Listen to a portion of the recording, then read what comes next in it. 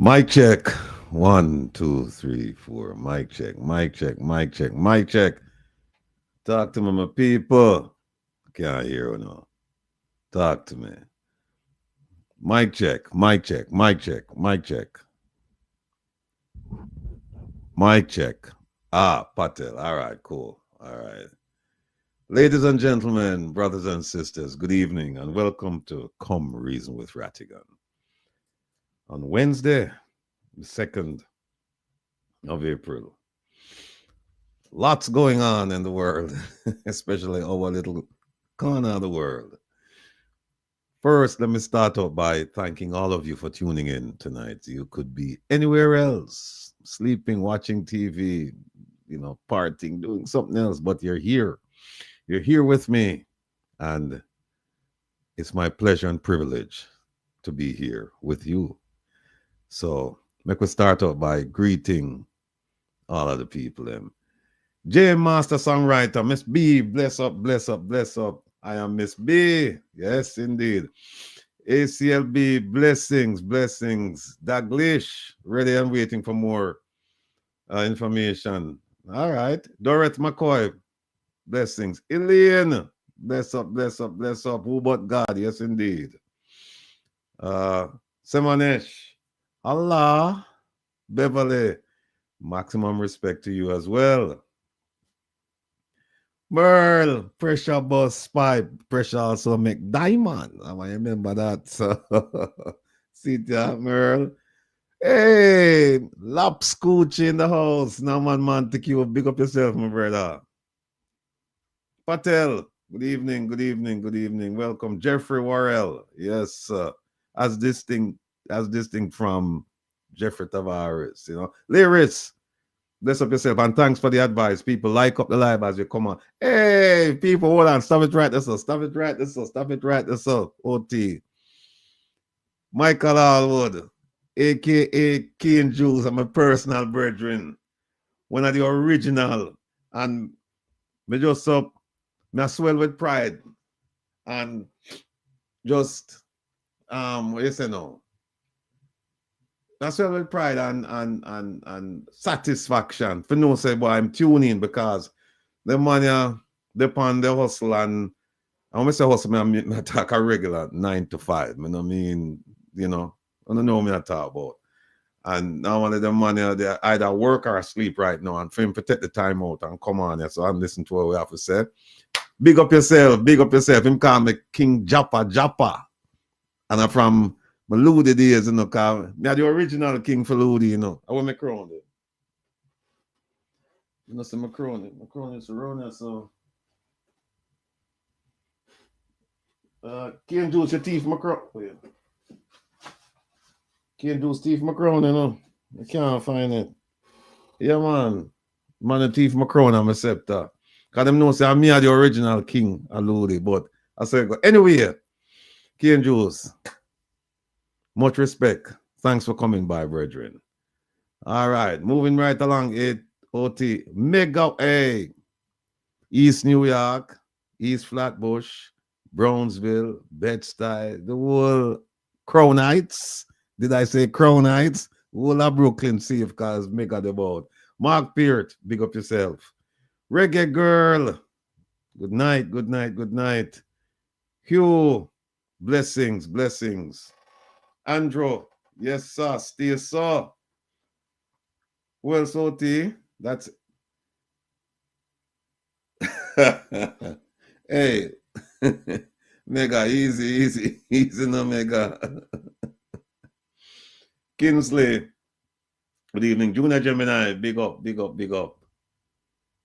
John Crow, 1 dice or 2. Hey, anyone of them you know John Crow, 1 dice or 2. Ask King Juice about me, you know. Ask King Juice about me.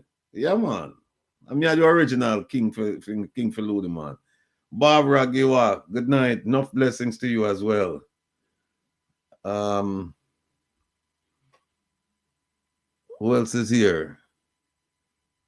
Darret say,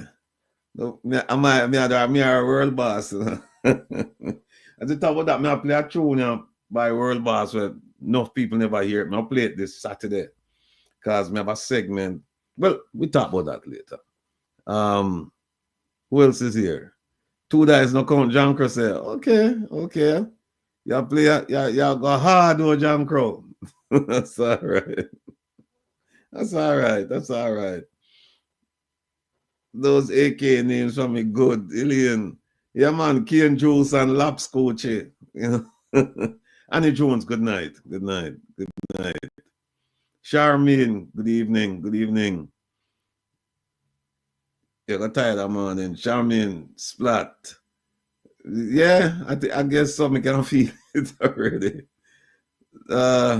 Zach, blessings and welcome. Cecile Phillips, good night. Who else we have OT? That's it. All right. Folks, holy for a lot of things happening, and poor Jamaica, our Prime Minister can't V nor Van. He can't play 1 dice or 2 dice. He can't play. Can't play at all. Douglas, 1 dice, lock man stuff, real game that true. But anybody having any doubts, you know, you can ask Laps Coach or ask Kane Juice. Let me tell you, man. I kind of in a semi-retirement now, but don't make me come out now because I'm dangerous. Christine Fraser, welcome. First time on the show. I hope you enjoy to the fullest. And in advance, we look forward to you coming next week. Actually, we look forward to you coming on the program this Saturday and every Saturday. And then on the Wednesday program as well. This Sunday, folks, remember, Isaac Buchanan and his father, Big Youth, Youth, they'll be on Easier Sunday with Rattigan, alongside DJ Kevin Stew. Don't forget, make it a date and don't be late. That will be at 2 o'clock New York time. That's 1 o'clock Jamaica time. So it's from 2 to 4 New York time, 1 to 3 Jamaica time. Remember, on Reggae Global Radio this Sunday, Youth and his son Isaac Buchanan, they'll be our special guest.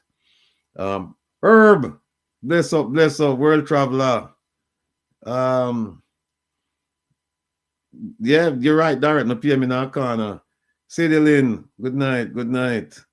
Who else is here? Hey, my love Nanima. Cheerful Wild Horse. Good night. Yeah, man.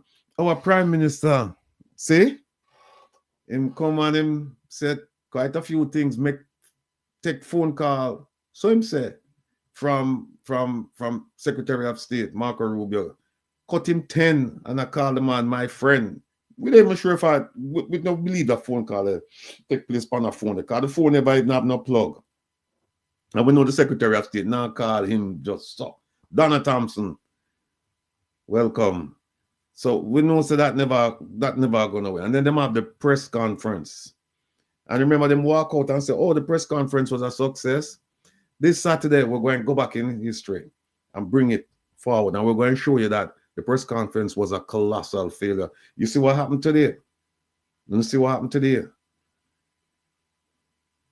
And there is more to come. And I'm going to get it from left, right, and center, up, down, north, south, east, west. Everywhere I'm turn, Maka go and joke him.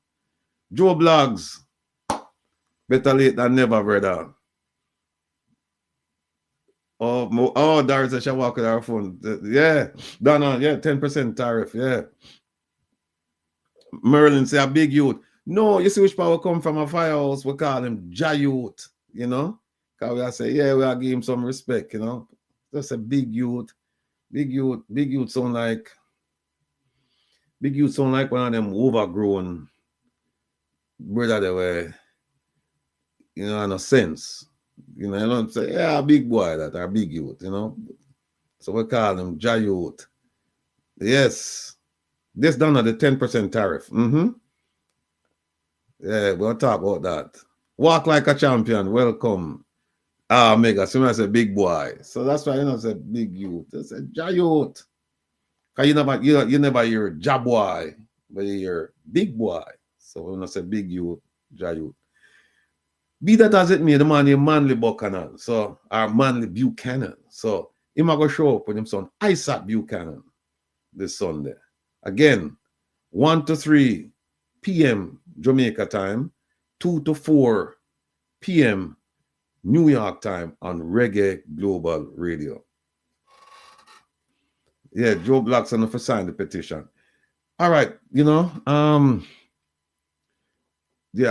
I get Dr. Ben I go join us because OT put up some of them things. Well, actually, she put up one and she put up the petition. When we first start with the petition, people, and this is why I'm telling you that the Prime Minister get it from all over the place. Him think him could escape this 10%, yeah. But Golden Woman, welcome, blessings. Yeah, but him think say because him claims him and Marco Rubio so-called friends, him could escape it. And him say, well, I'm gonna escape it. Now think about this, people. Think about this for a second. Flex, bless up. Think about this for a second. America slapped on tariffs to the tune of 10%. Which means that everything coming in America, I got hike up by 10%. So it will cost people who are living in America 10% more, at least 10% more, for the cost of things that they used to buy coming from Jamaica. So it's when a man used to go to the Korean store and buy 2 tin of ackee. I'm go buy one now, make it stretch. Because I'm going to pay 10% minimum. Because, the retailer, I go pass on that 10% cost to the consumer. Can't absorb it, because if you absorb it, it's like suicide. It's economic suicide. You have to kill yourself. You go out of business. And so it works. And I have to pass on the cost. So I'm going to pass on at least 10%. Now, since he has accepted the title Bro God, we don't know what that means, but it sounds like somebody important. Sounds like somebody with a lot of power. Well, Mr. Prime Minister, if you think you have that kind of power, if you think you bad, or if you think you're mad enough to do it, man, I'm mad enough to do it, put on 10% on American goods coming into Jamaica. Yes, walk like a champion. No friends, only allies. No allies. Interests. Them have allies and them have interests. Jamaica is no ally. Jamaica interest. But if the Prime Minister think him bad, I tell him this. Put on the 10%. America slap on 10%. You slap on 10% on American goods being imported into Jamaica. Flex, the meeting was a colossal failure. And we are going to show that. And today speaks to that. But make him put on the 10% and see what happens. Him a run round and you see my beat, doping over for frightening, Him a run round and a beat up on the Jamaican people. Make him go around now and go put up the 10% on the American goods coming into Jamaica. Well, you're right, Joe Blacks. Them now go do that because of them I do the importation. Even though what we say is that the trade deficit is about $3 billion US. But if him bad, make him do it. Him bad in a CARICOM, that him can make agreement with CARICOM nations and broke them willy-nilly, and nobody can't talk to him. Make him go now and put this 10% on. You know what happened now? Grace I will get licked for 6. And by the way, this Saturday, we're going to show you some things about Grace.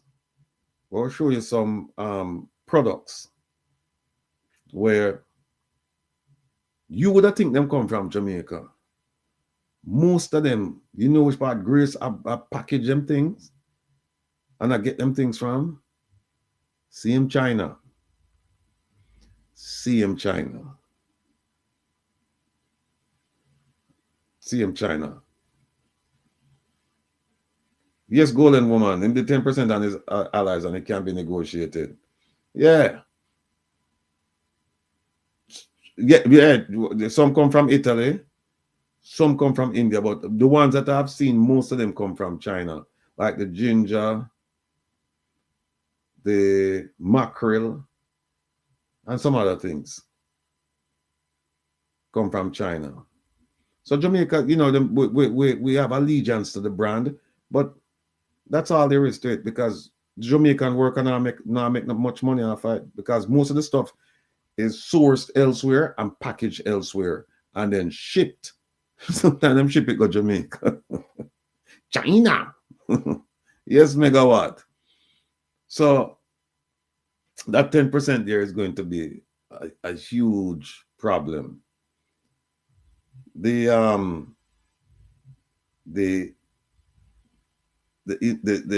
press conference that he had with Secretary of State Marco Rubio, that was a flop. That was a flop. And the Cuban doctors, let's see what's going on with the Cuban doctors, right? Let's see what's going on. Them start sending them home. And when them claim said the contract up from last year. So if the contract up from last year, we won't have the Cuban doctors them inside in another country, I do. Why don't never send them home before Marco Rubio came to Jamaica? And now we see where the Minister of Health is traveling all over the place, trying to get nurses to come back, nurses and doctors to come to Jamaica. And you know what's going to happen? It's going to cause a problem, because they're not going to pay them the same salary or give them the same package that they give the Jamaican born and trained nurses and doctors. No. When you go to Nigeria and you go to India, and where else am I go? Nigeria, India, Philippines. Them people now leave from over there so to come to Jamaica, come work for the Jamaican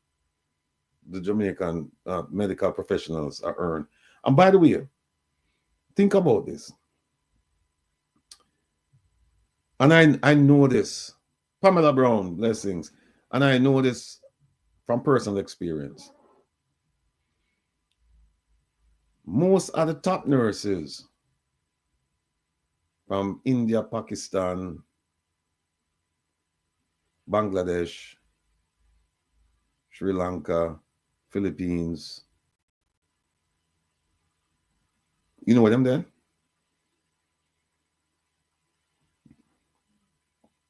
Most of the top ones who have left those countries. Erica, big up yourself. What does Jamaica have for themselves to survive? It's a good question.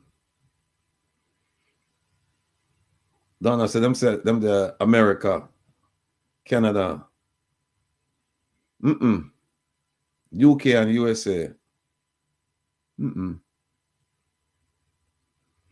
Most of them, they're in the Middle East. They're in places like Abu Dhabi, Dubai, Sharjah, Saudi Arabia, Oman, Qatar, Bahrain. That's where most of them are. And you know why? Because they pay handsomely in those places. And they have world-class facilities and supplies, map supplies. And them don't take taxes out of the money. That's where them gone. Another thing to consider is that geographically, the Middle East is much closer to Asia.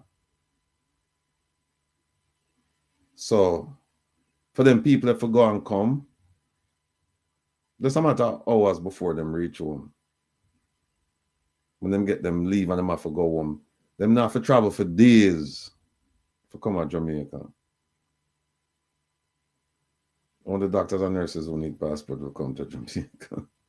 So when you go and get in Jamaica, mark my words, they're not the first rate people them. Because the first rate people them, they get sucked up by all of these other nations. And they're paid handsomely. More than that they're gonna get in Jamaica. And they get I think food subsidized, they get housing. So all of the money just go straight on the bank. Why can't make it worthwhile for Jamaican doctors and nurses to return? Hey, Laps Coachy, I want you to know that the Minister of Health, Dr. Tufton, that he actually traveled to Florida, Connecticut, and Georgia a few years ago. What was the purpose of his travel? I even noticed I say a few years ago because last year he was in Atlanta and a few other places, but he was selling his book. But a few years ago, he came up to try and recruit these people to come back. This is after them refuse to pay the people and the people would have to leave. People them run away, people them they fled. And then him come now for try and lure them to come back. And he said, what kind of foolishness is this? D. Murray, have a point there. Jerry, big up yourself. So that is what happened. And that is, and what I just told you is what's going to happen. The nurses, them what them I bring, and them doctors, I know first rate, I know world class, is our what left. Because the really good ones, them in the Middle East, I make tons of money. Are them gone to the UK or Canada or the US, but I dare say most of them they end up in the Middle East because it's close to home, and they make a nice change. The difference though is that they can come to America and they can work their way towards adjustment of status where they can get a green card and to citizenship, whereas in the Middle East they can't be citizens. You know, even if they marry somebody except a national and they have children, those children are not considered citizens of that country. Like, for example, Saudi Arabia. I know this for a fact. Two people from the Philippines married and have children there. Those children, and they may speak the language. Those people are not considered, those children are not considered Saudis. They will not get Saudi passports. They might get passports from the Philippines or some other place. But that's how them do them thing. Mark Peart, what about vote buying? Well, we saw some videos the last election. We'll see what happens. Di Marie, I think Dubai is refusing Nigerians since 2023. When I said refusing Nigerians, Nigerian medical professionals are just Nigerians across the board. Erica Thompson, do you think it's going to get better or will get better Sunday or worse? No,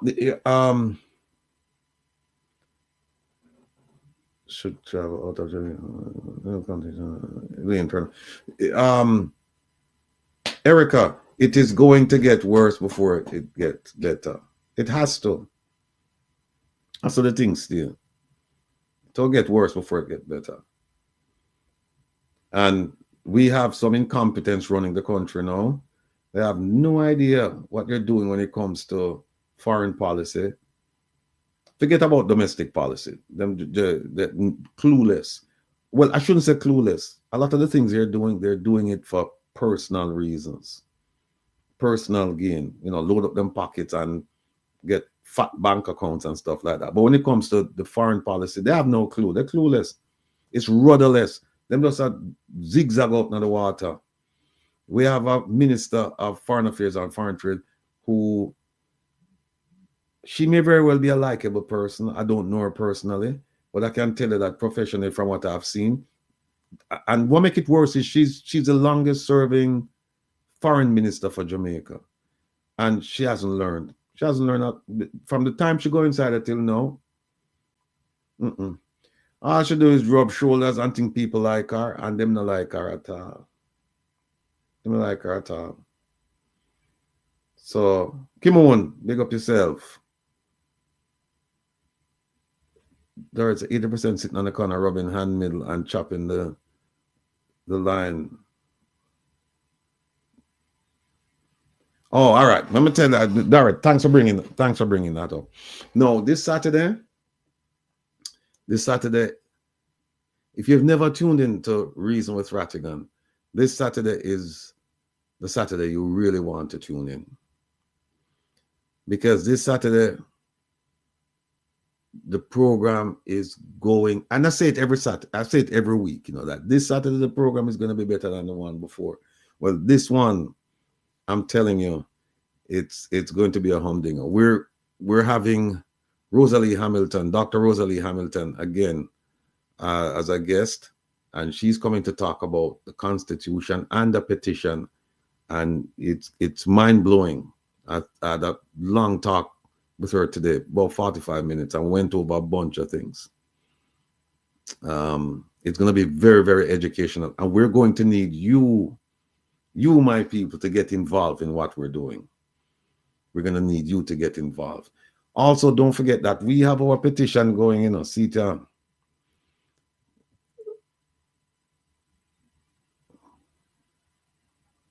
Look like I forgot to bring it up on the other screen. If I bring it up on the other screen, OT, because let me see it. Oops. Nope, not that one.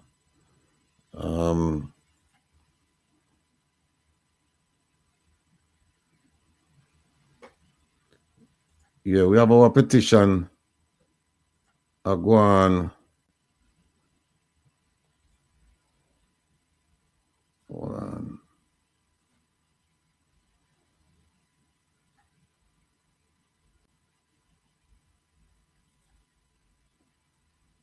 Hold on, folks. This thing in our move. Oh. Okay, hold on. Give me a second. I'll try to find our petition for put up. For those of you who have not seen it,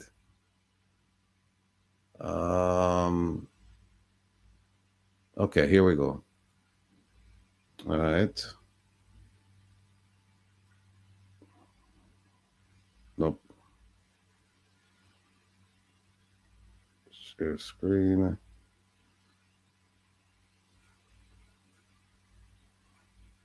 All right, here we go.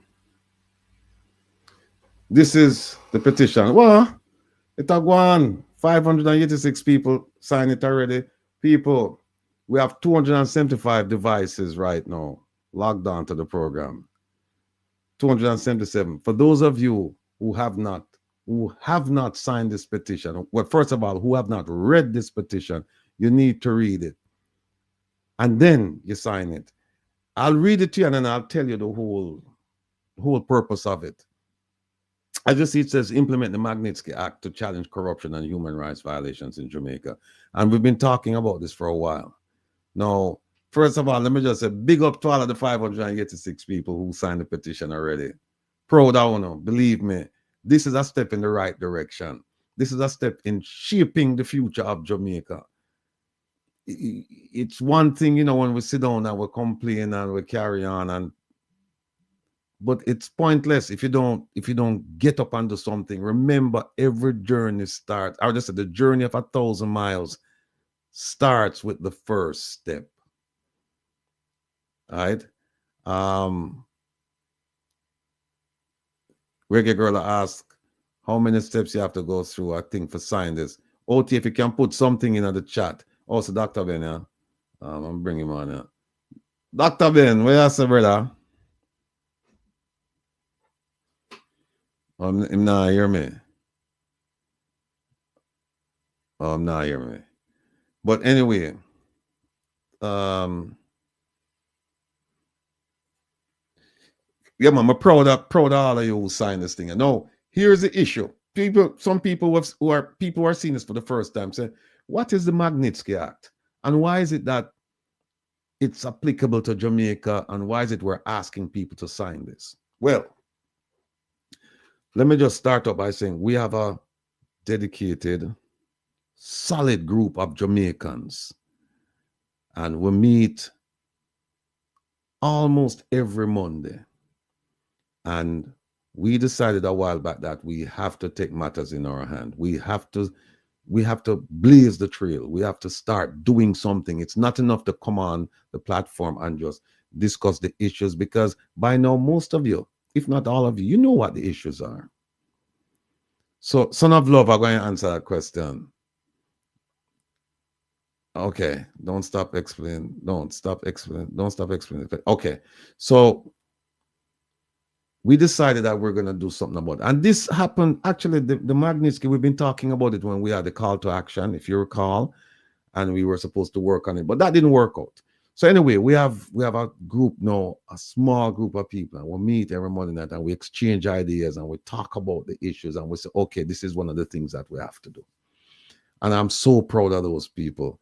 They'll never know, because I don't think I convey it enough to them to say, look, I really appreciate what you guys are doing. And they're doing it not for fame or fortune. They're doing it because of a belief, and that belief is that government should be held accountable. Government must be held accountable. And the Magnitsky Act is one of the ways to hold government accountable. Sadly, it's not something that you can do in Jamaica. This will take place outside of Jamaica. And I say sadly because I wish we could actually hold government accountable in Jamaica. But we've realized that over the years that it's not going to happen. Look at Marissa Dalrymple Philibert, former Speaker of the House, former MP, current MP. She lied. Not misrepresented, no. She lied. And the record is there. The Integrity Commission's report is there. Go read it for yourself. She lied to them about the Mercedes-Benz. And she was facing a fine of up to 2 million Jamaican dollars and prison time up to 2 years. And I was hoping that she would be sentenced to send a clear signal to the politicians that no more of this nonsense. Instead, what happened? She had 8 charges pending. 2 of them, the government dropped them. Integrity Commission, they dropped 2 of the charges. So she left with 6. 3 of them, she was admonished by the judge, saying, don't do them things again, blah, blah, blah. And she pled guilty to 3. And what was her punishment? 900,000 Jamaican dollars or 2 weeks in prison. She's in parliament. She's in a prison. $900,000, that's paid. So we know that justice, more than just, well, equal to justice is we need to make object lessons out of these people so that people can look and see and say, see what happened? I don't want to be like Marissa Dalrymple Philibert. So therefore, I'm going to walk the straight and narrow. That never happened. So what is a Magnitsky? The Magnitsky is a gentleman by the name of Magnitsky, a journalist / lawyer. He came across massive corruption in Russia and he started going public. And he was arrested, jailed, beaten, killed. And the US government, Junior. So Junior encouraged everybody to sign the petitions. Very simple and necessary. Yes, my brother. And the U.S. government decided under President Barack Obama, decided to, they passed a law. Janet Monday, bless up. They passed a law saying that any country that engages in human rights violations and kleptocracy, stealing from the public coffers, and corruption, using your public position for private gain, that the U.S. government would step in and revoke visas and seize assets. And it doesn't matter whether it was 2 years ago, 3 years ago, or no. It's retroactive. It doesn't matter. And they have something called the Global Magnitsky Program. And if you go and you read that on the State Department's website, you'll see that a lot of the people subject to this, a lot of them, they left office a while back. The last one I saw was about 3 weeks ago. It was the president of Argentina, former president of Argentina, and another high-ranking official in the Argentine government. So the U.S. government started with the Magnitsky Act, and then followed by several nations. Canada has a version of it, the UK has a version of it, and the EU as a group of nations, they have a version of it. The difference is that it was a lawyer, he was also a journalist too, son of love. The difference is that the EU's version does not account for kleptocracy and corruption, only human rights violations. And I don't think I'm educating anyone on this platform right now or revealing anything secret when I say to you that, because y'all know it, all of you know it, Jamaica is subject to Magnitsky on all three fronts. Human rights violations. Look at the extrajudicial killings going on right now as we speak. Look at the amount of people who were unconstitutionally and illegally detained under the unconstitutional states of emergency and Zozo. Look at how much money has been stolen from the public coffers.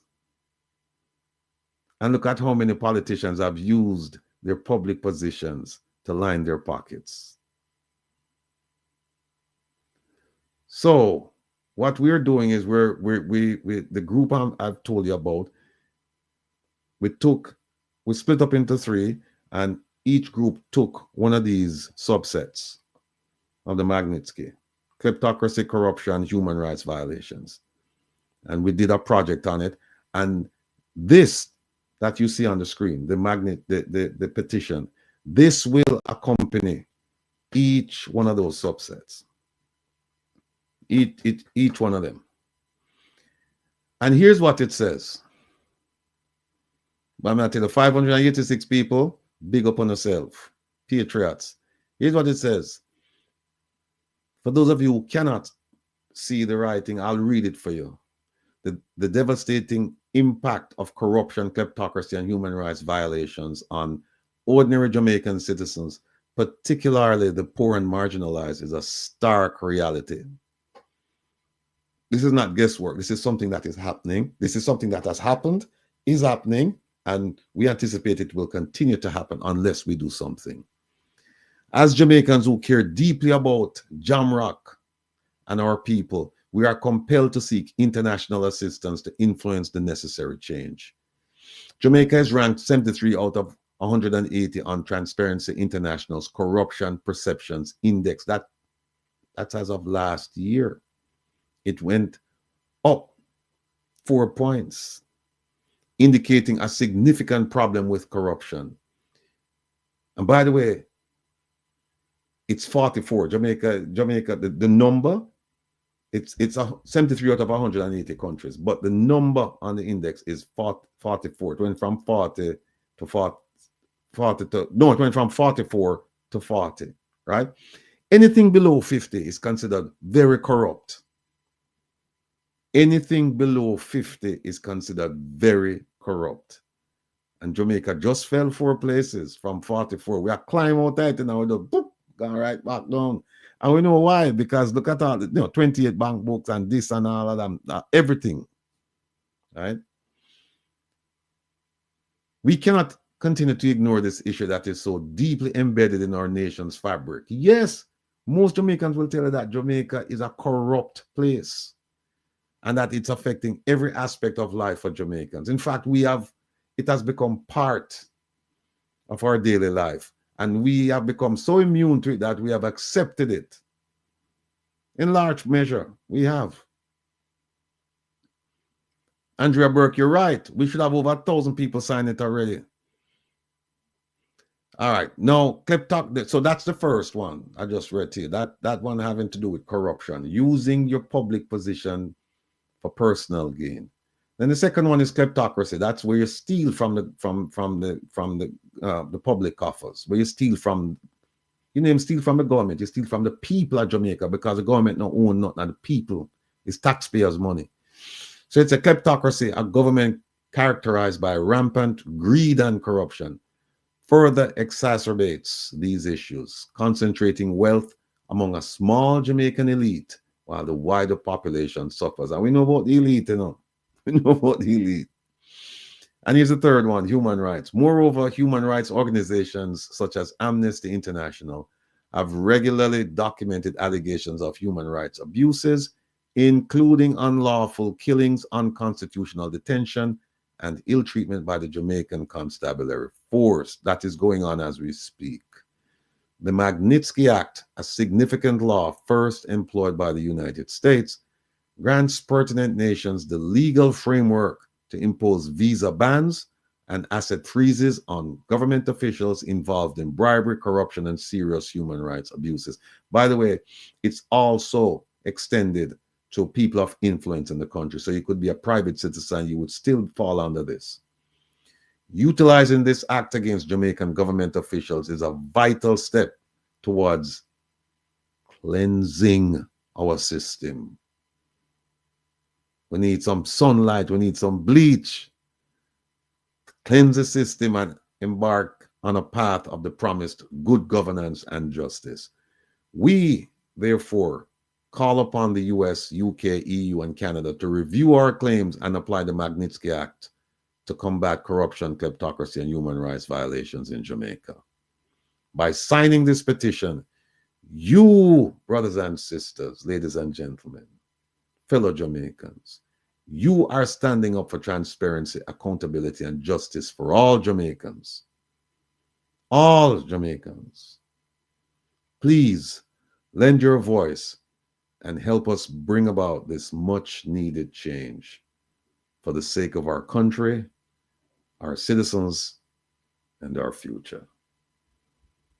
That's the nature of this petition.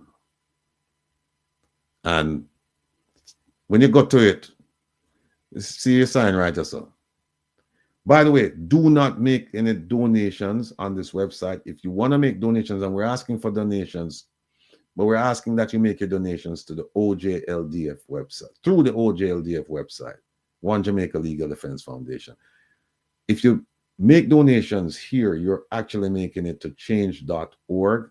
They've allowed us to put this petition on their website. They've allowed us to create it, and they've allowed us to disseminate it. But we want the money to come over to the OJLDF because we have some things that we're planning. And we have one big thing that we're planning in Jamaica, and we're going to need the funding. So you sign and you move on. And so far, we have 586. We have 404 devices logged on. And I'm sure that not every single one of those, not every single person behind those devices are people. Not every one of you signed this petition. Please, I'm asking you. Please, I'm asking you. Go and deal with it. Please, I'm asking you. Mega said for some reason, Mega talk to OT. She will walk you through the thing.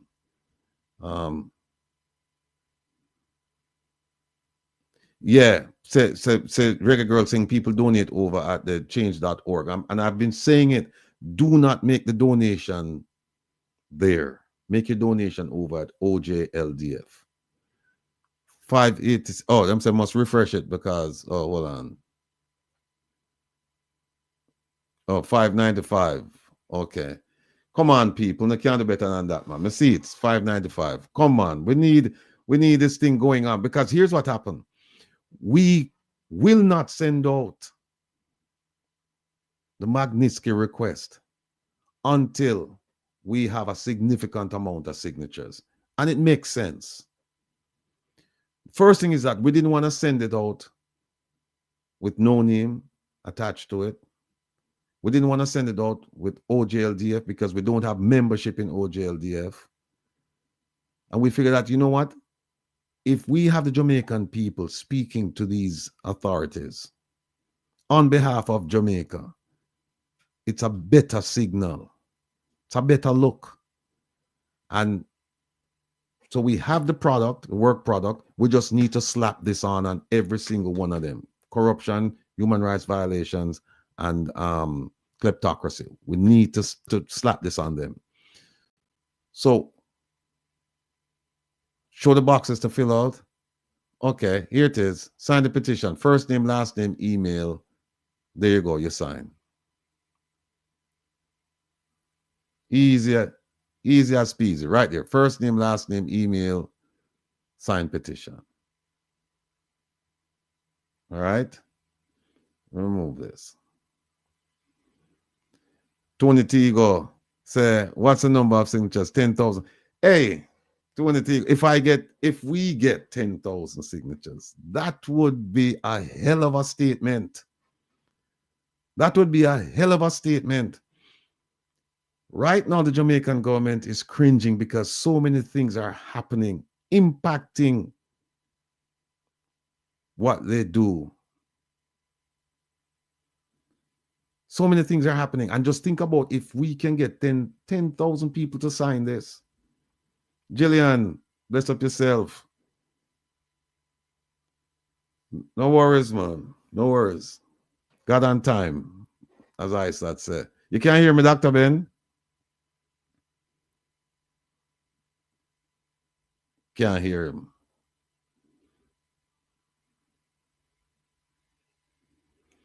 Mike Reed, while I drink up the Guinea hen weed and the stinging nestle and the saw palmetto, please sign this thing out. Sign. Yeah, man, 10,000 signature. I'm tell you, if we get 10,000 signature, and think about it, people, 10,000 signature, that's a reasonable amount, you know, because we have close to 3 million people living on the island. And we have another, I don't know, 4 or 5 million people living on 1, 2, 3. All right. Yeah, can hear you now. Good. And Team Kangle, that's a good point. Jeffrey Tavares is here, you know. Is here in the chat. I don't want to embarrass him, you know, but we need to ask him if he has been advertising it. You know. So that is one thing, right? This platform here, the petition. There's another thing. Dr. Ben, I'm glad you're there so you can listen and hear where you're going. You can pass on the message. So the first thing, Dr. Ben, is the petition. Mm-hmm. The second one we have a segment now on the program on Saturday, and it's called Present a Problem, Share Your Solutions. Because far too often we complain, but we don't think it through to its logical conclusion and say, okay, this is a problem. And I have some solutions. And what we do when people come up with solutions, we cuss them out because we don't like them solutions. Yet still we don't have anything to proffer. We don't have anything to put forward.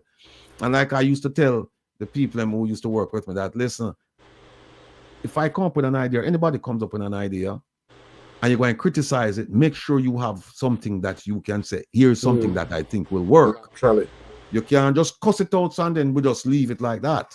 So that forces you to think the thing through. So that is a segment, and we started last week, Saturday, with Dr. Karen Dunkley on education. And it was well received. Well received. This Saturday, we're going to have a piece on agriculture.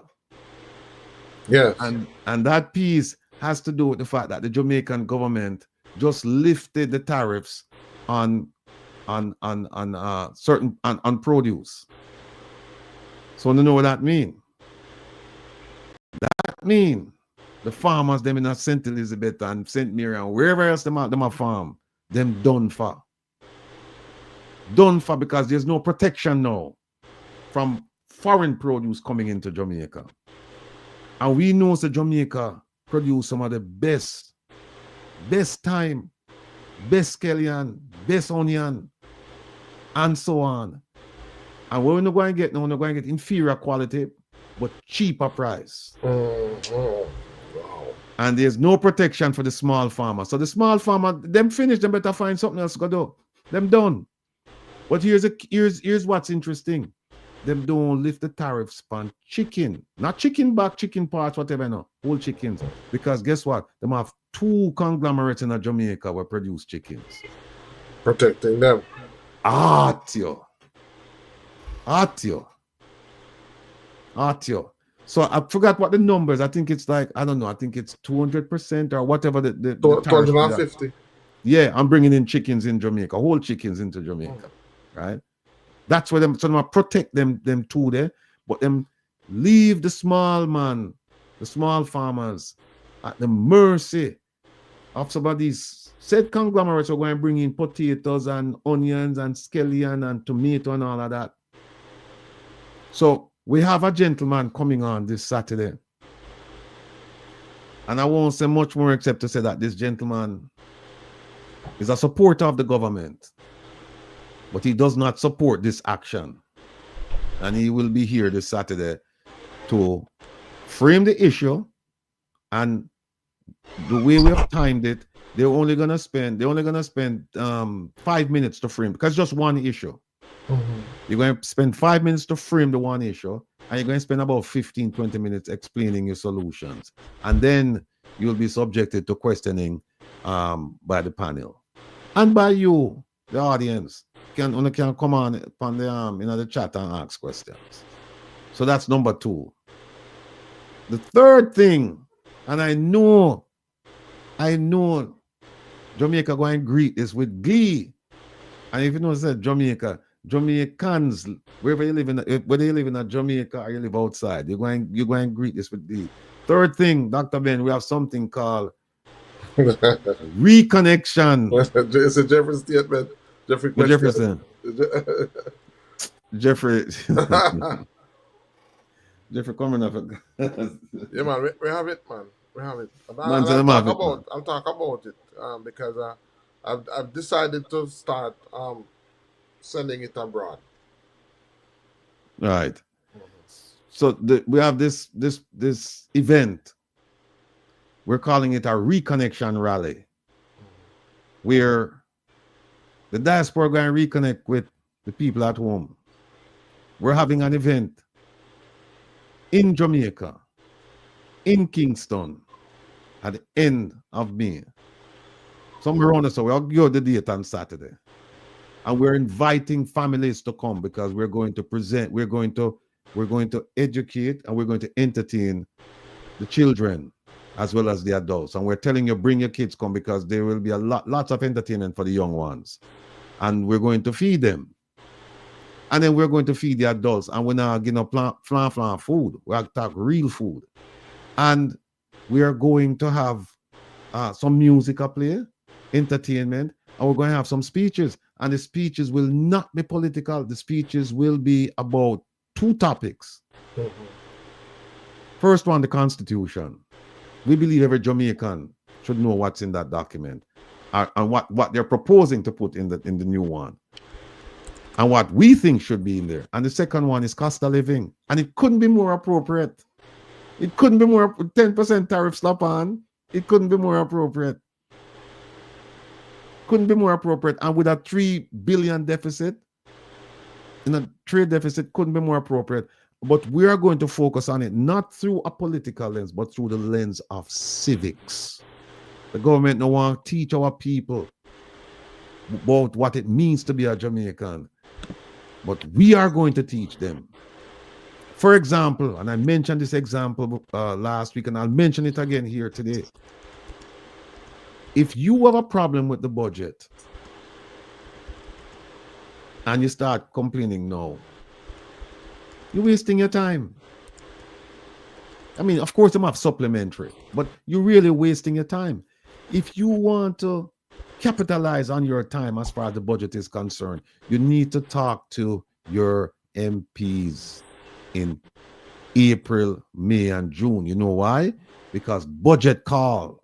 That is when the ministry submit their budget to the Ministry of Finance. That takes place around October, November time frame. And after them hash it out and then them have them budget thing and then put it together and that finish in March, they're complaining over. So people don't know this. And so this is how we're going to approach the problem, through civics. And we're not asking anybody to come and wear no colors either. In fact, we are going to print T-shirts and based on the amount of money we receive, we're going to print T-shirts to commemorate the event and give to people. So we wear a color that's not representative of any political party, because at the end of the day, I want you to think about this. At the end of the day, this is about Jamaica and Jamaicans first. This is about Jamaica and Jamaicans. So that is what we plan to do. So we're going to ask for donation because it take a tidy sum for put on something like this. But we feel that this is necessary. This is necessary.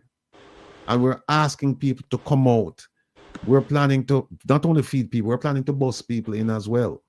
People from places that they can't easily get transportation to come to the venue.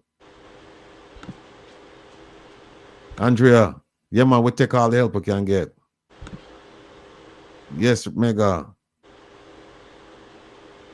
And instead of Jeffrey there, I help out the thing Jeffrey there ask about front end lifter. Jeffrey I get personal and selfish now.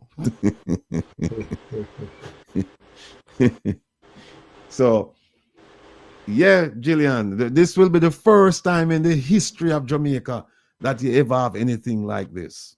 First time. And now we expect people to put their shoulders to the wheel and put them hands in them pocket. Those who can't make a financial contribution, we expect you to come to the event and help out with your manpower. And we know that there are people who have always complained that, yeah, all I'm gonna do is chat, and have nowhere going. Well, here's a chance now for those folks to come and join us, because we're doing something now. We're educating our people. And before you can take a step,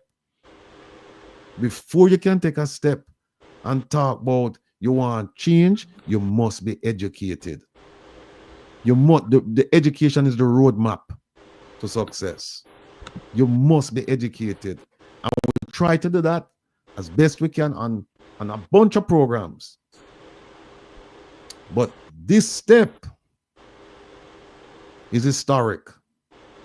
It's never been done before, and we think that it's going to get the attention of not only the government, but it's going to garner international attention, particularly since we will be sending out the Magnitsky request to these nations and international organizations. And by the way, when we say we are sending it out to the EU, UK, Canada, and the US, well, you know that there are international organizations who have an interest in this as well. And we're going to send it to them. So right now, the Jamaican government, them are worried right now. Them are worried, but we could have cared less, because you know what? If they were doing the right thing, they wouldn't have any need to be worried. And folks, think about it. They've had 9 years to do the things that they claim would cause prosperity in the country. And what do we see? Poverty. Almost 70% of Jamaicans living in Jamaica will go to bed tonight, Dr. Ben. Yes. And as much as the herbs where you produce for in a quantity where we can take and help ourselves, you still need some sustenance. And people don't even have money for buy food. So you can just imagine them buy herbs. Right? Them don't even have money for buy food. And almost 70% of Jamaicans will go to bed tonight hungry. Yeah, and just just talk about that, Ratty. With I said that the next great crisis, and I keep on repeating it. The next great crisis is going to be a food and medicine crisis. It's going to be a food and medicine crisis, and the whole concept of because we can't promote medicine without promoting food, and part of what I'm saying is the problem is the fact that we have defined or limitedly defined what constitutes or vegetables. Now, this is important because a lot of persons are going to be impacted by these increases. A lot more persons are going to fall into the net of not being able to feed themselves, not being able to provide for themselves. And so that is why one of what we are seeking to do, one of the things that I'm promoting is the fact that we have to be able to expand our range of what we have defined as vegetables. Because there are a whole host of vegetables that are more nutritious and available free, but people don't know what these vegetables are. So rather than eating some of these vegetables, people who don't know would have to go to bed hungry. But there are a lot of plants that were included in the range of what was considered to be our list of vegetables. And the only reasons why these vegetables are not being eaten is because ignorance now exists as to what these plants are.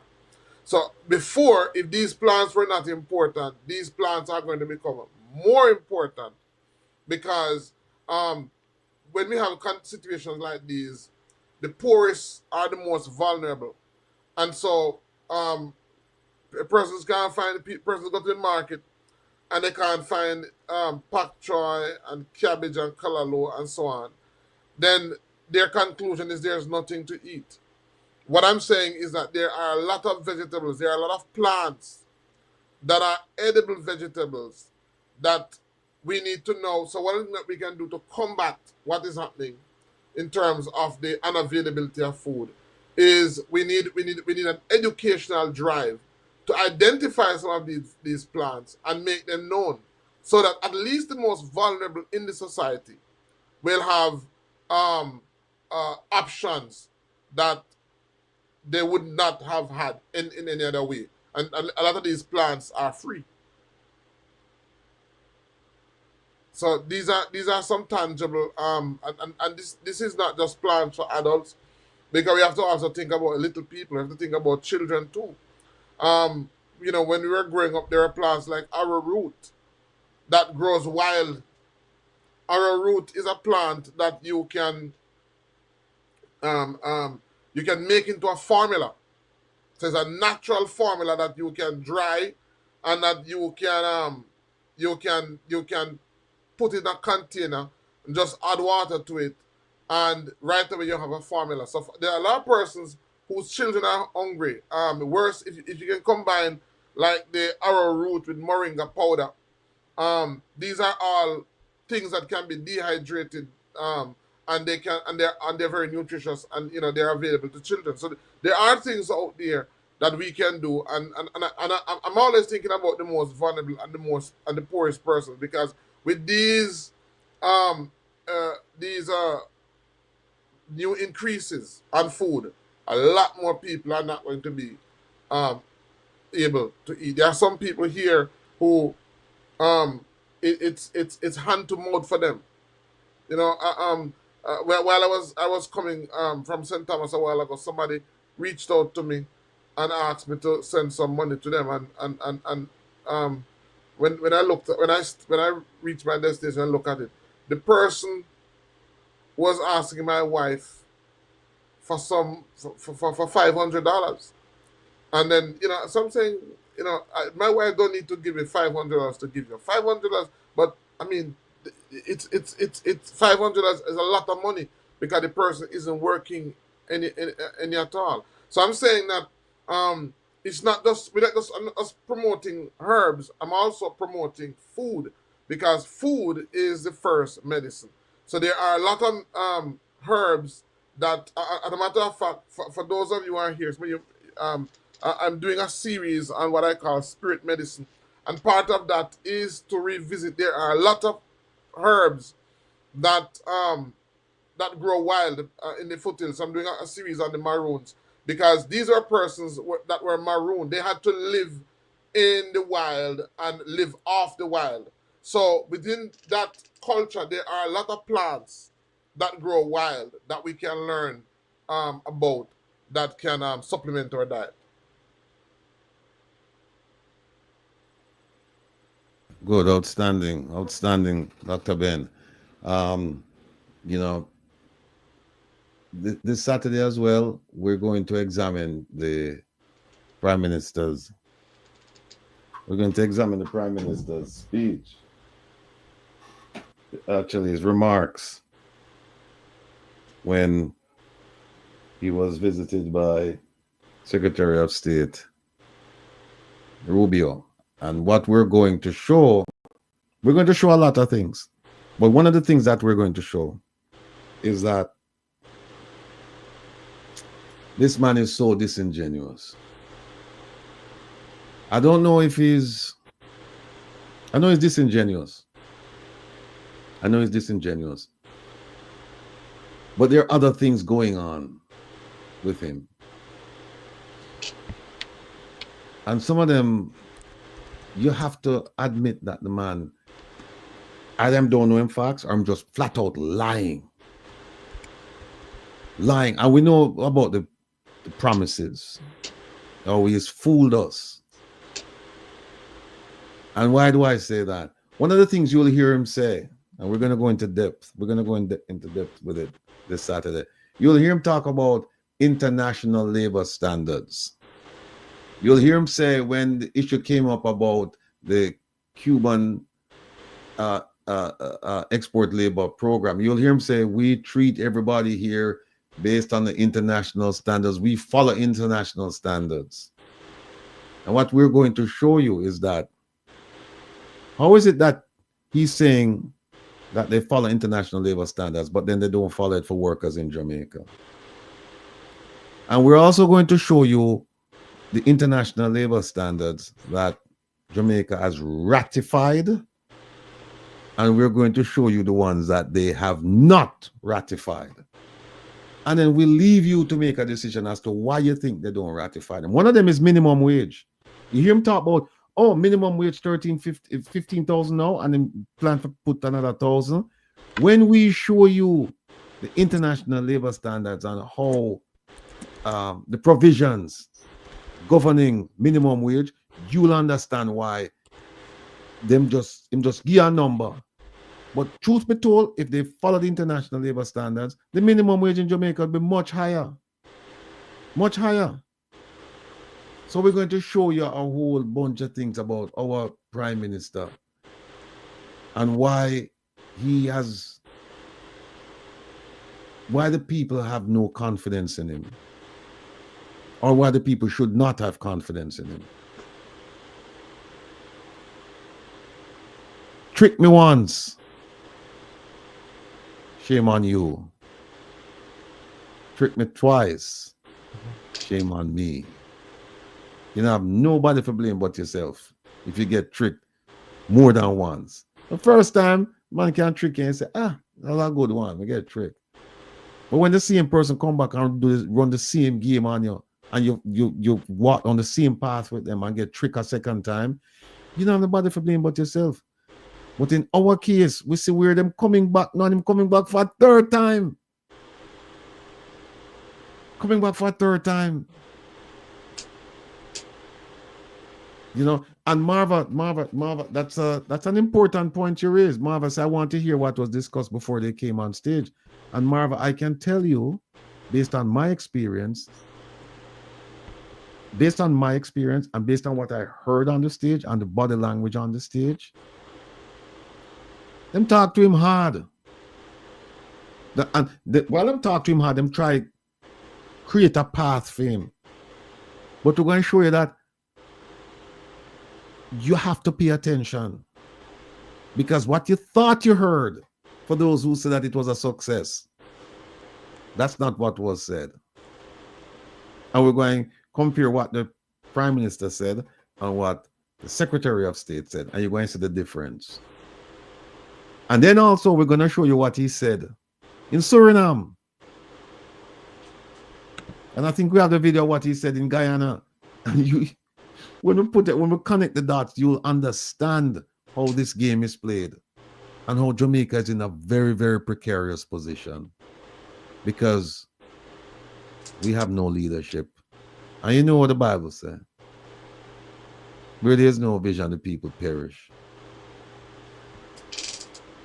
And our leaders right now, they're not visionaries. Oh, Zolita, some people have said that them input them stuff to Ruben. We're going to show them this Saturday. We're going to show them this Saturday. We're going to take them back, because people in Jamaica, you know, we used to have long memories, you know, but I don't know what's going on now.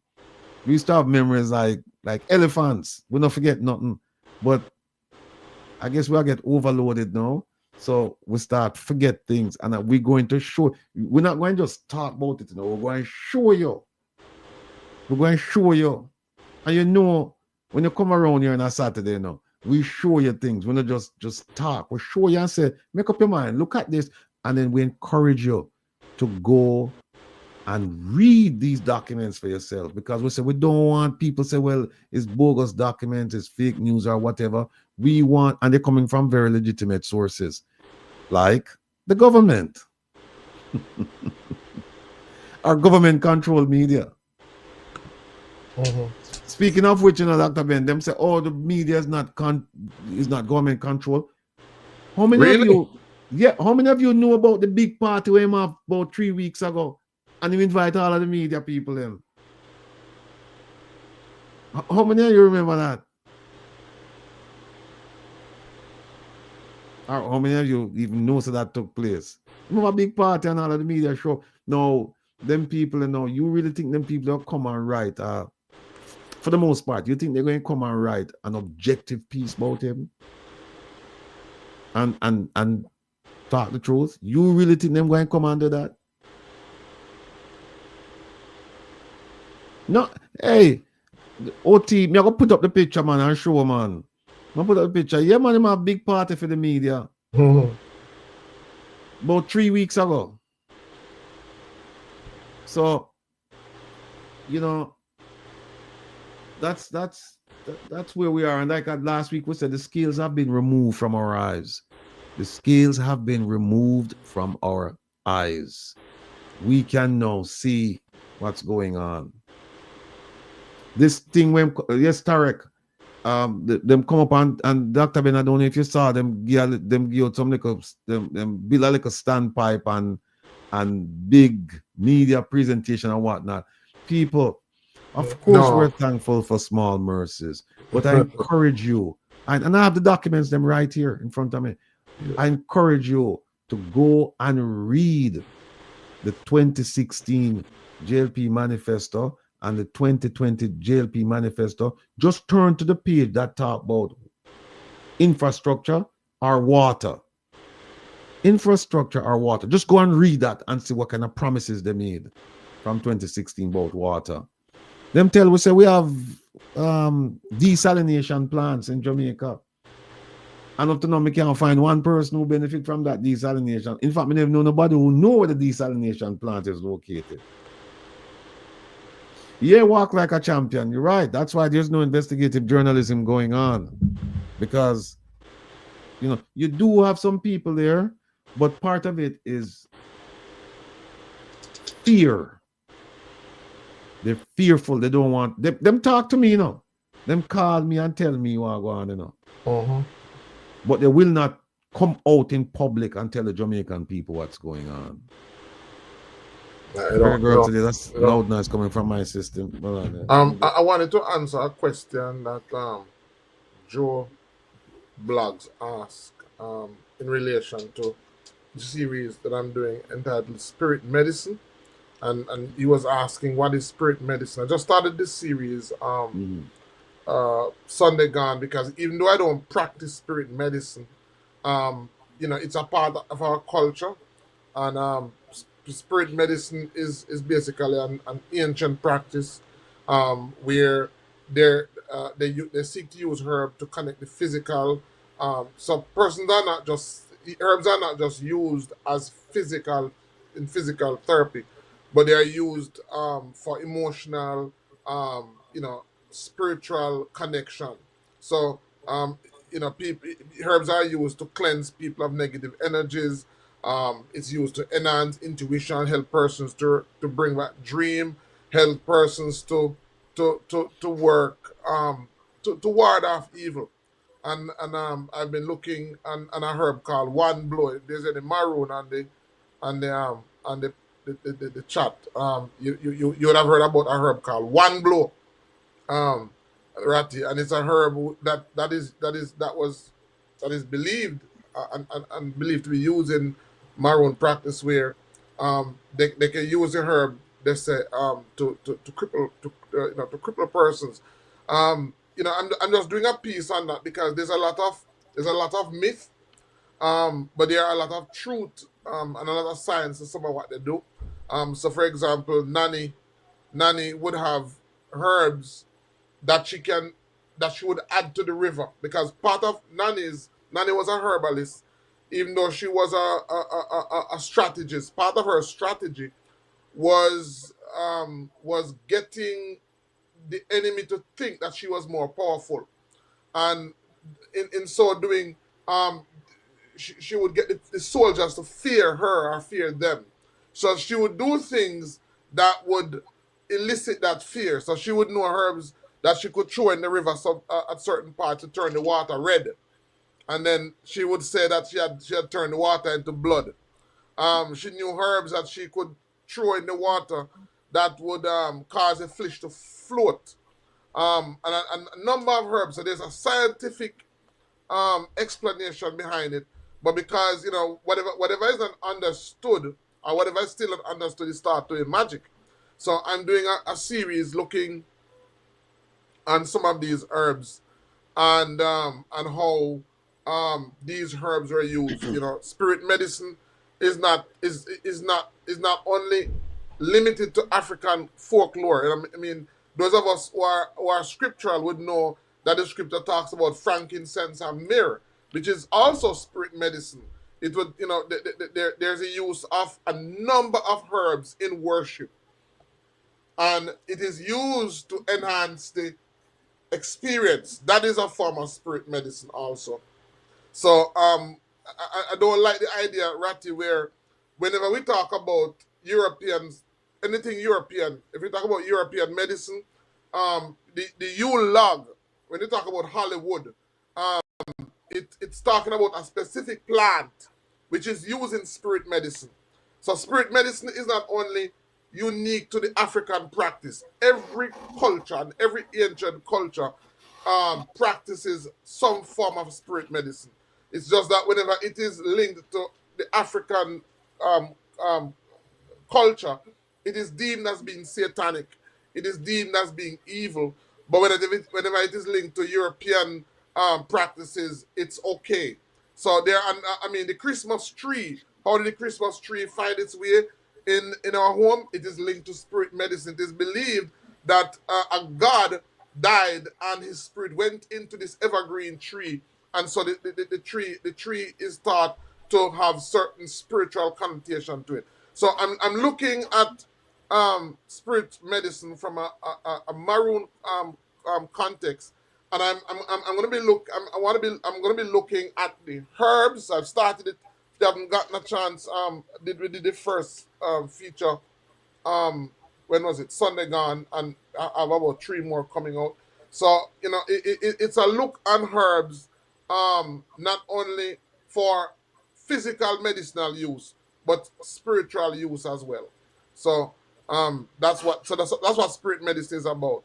I mean, spirit medicine has played an integral role in Jamaica. As I said, I'm not a practitioner of spirit medicine, but there's nothing wrong.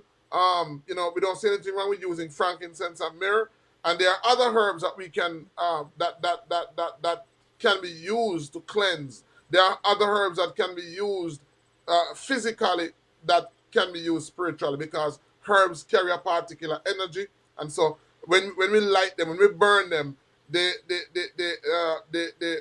smoke, it carries also not just it has the medicine in it as well. So certain herbs can make you sad by burning it. Certain herbs can make you sleepy.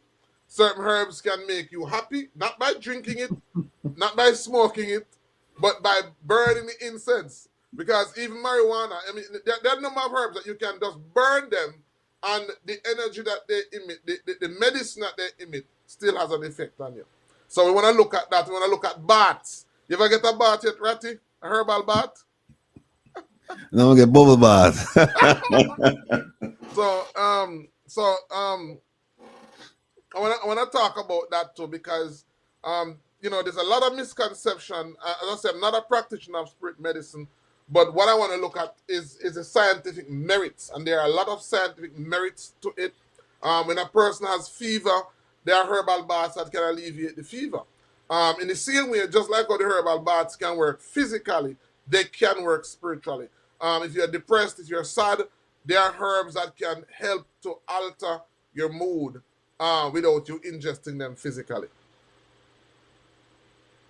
So, just wanted to answer that for Joe Blogs. Joe Blogs. Before we talk about, and I mean, we did hear about the contaminated water in rural St. Andrew, but before we go anywhere else, let me just add a little bit to what Dr. Ben said. Now, after you get that spiritual bath, spiritual healing, the smoke and all of that, and that energy, I needed to start thinking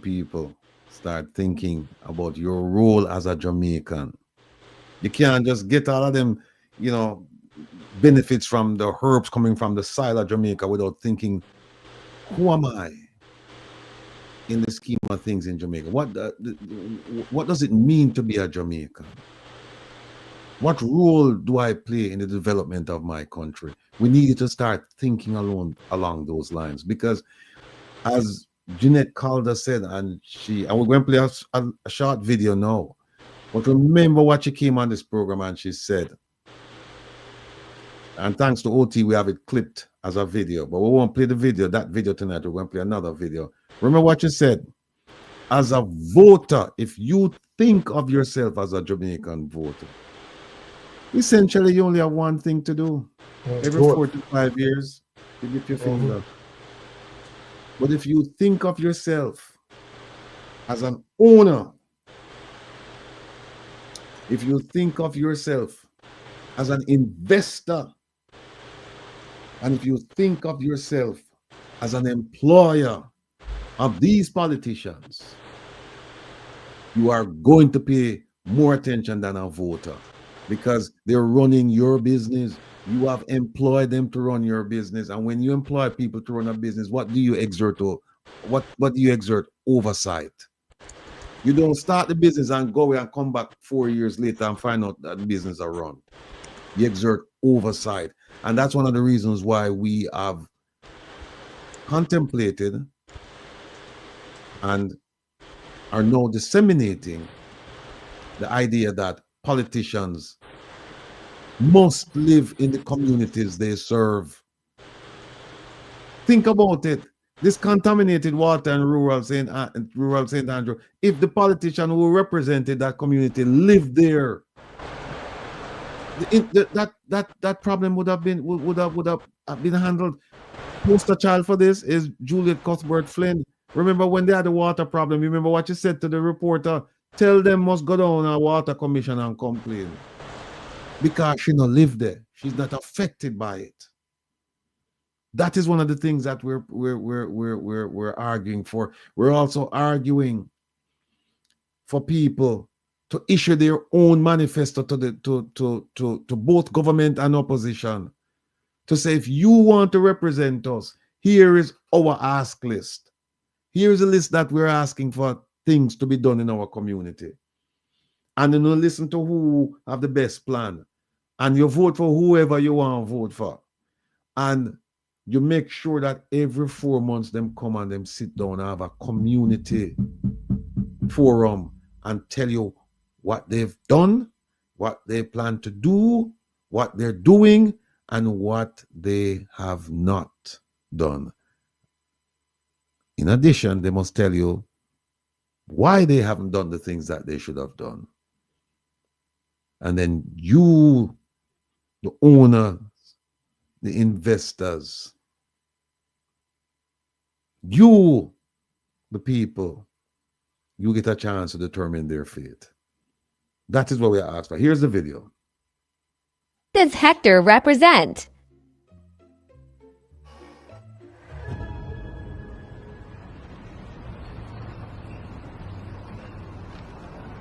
Hector, boy, you look like you're heading out the clouds, man. Oh, Atlin. Sorry, I just have a lot on my mind. Haven't seen you for a good while. How's the new business? My business? I wouldn't know. How you mean? You sell it? No, it's up and running. Bought the building, the equipment, supplies, got the license and permit. I even appointed a board and hired a CEO, CMO, CFO, every O. But Good. Things are going for you, man. So why you look so? well, nobody tells me anything. Wait, I'm not following. Aren't you the owner and chairman of the board? I get no sales, no marketing, no financial report, nothing. Board meetings are called, decisions are taken. Nobody invites me. You cannot be serious. Atlin, I'm here to transfer $1.5 million to the company, and I'm short. I have to send it every 3 months. If not, the board can sue me. These are your employees. So if you have no idea what's happening and you're just pouring money in, then just fire them and get a new board. If I could, but I can't. The contract I signed says unless I can prove, say them do crime, missed work 6 days in a row, or they're mad like rat, then I am stuck with them until the contract expires. So how long is that? 5 years. 5 years? So who prepared that contract? Atlin them same one write it. Hector, my dear friend, I think I know how you could get out of that contract. For real? How? Go to court, tell them exactly what you told me, and plead insanity. With that the story, the judge will surely believe you and release you. Now, Hector wants what is best for his company, his family, and their future. But he leave himself careless and can't hold his employees to account. But if we're not careful, it's the same thing we doing. So we have to start behave like the owners, employers, and financiers we really are. Visit jampja.org and use our free online tools to track how your taxes are spent and to ensure greater accountability from public officials. A message from the Jamaica Accountability Meter Portal, funded by the U. People, that's what I tell you now. That was is it on YouTube? I don't know if it's on YouTube, but I'll make sure we get it to you. Because let me just go over a couple of the central points. Hector, lady asked Hector about in company. Hector say him don't know. Him say him hire everybody, every O, CEO, CFO, everybody. But nobody tells him anything. Him say they meet in a board meeting and nobody invites him. And him can't fire the board until the contract expires. And then when you ask him when does the contract expire, every 5 years. And who wrote the contract? Who writes the contract? Them. And you should say to him, Hector, you have to go plead insanity because you must be a madman. You have to be a madman to have a company. You are the owner, you are the financier, and you are the employer, and you show up once every 4 to 5 years to find out what's going on. This is why I tell the people in the manifesto that you give them, you know. Remember now, when they come to you now, you know, the next 4 months they're coming to you and they're looking for a job. Right? And what do you do when somebody come to you to look for a job? You interview them. You find out if they're qualified to do the job, and if one of the questions you ask them, and this is a standard question, every HR, no matter where in the world, them ask a potential employee. Them a couple questions. Them ask them, why do you want to work here? And how can you benefit this company? Why do you want to work here, and how can you benefit this company? Those are the questions you should be asking your politicians, but you don't ask them. So we're a bunch of hectares. Crazy. Maybe that's the term we should call each other, crazy hectare. We're crazy. Our company, you know. Our company. Yeah, you value it before you give them a raise. Them give themselves a raise, you know. You see that? Them give themselves a raise. Them not ask, you know. Them say, we are giving ourselves a raise. And them get a bogus reason. By the way, folks, let me see if I can put up here. The phone line is open, you know. So when I can call and ask Dr. Ben any question about herbs, any question in the world. In fact, Dr. Ben prefers it that way because himself presentation thing is like, you know, it's not as effective as if when you ask him questions concerning your health. So the phone, let me see if it's on. I think it's on. Yeah, man. The phone is on. There's a number, 667-369-8569. Again, the number is 667-369-8569. On the cancel, the phone line open. My peeps, them in Philadelphia, on the need for calling. My peeps, them in Florida, calling. Peeps, them in California, I'm in a year from Jamaica, Miss P, where you there? And the crew. On the need for calling. But going back to this hectare business here, if we don't take care of our business, who do you think we're going to take care of it? You'll leave it to the employees to take care of it. Caller, good night. Welcome to Come Reason with Rattigan. Where are you calling from? Good evening to you. I'm calling from warm island of Jamaica. Yes, sir. Yes, man. Just saying that I'm always a fan and trust and believe each time I hear the information, the conversation, it sounds better and better and it resonates even more. We're a bunch of hectares, silly hectares we are. And I'm just encouraged about the reconnection.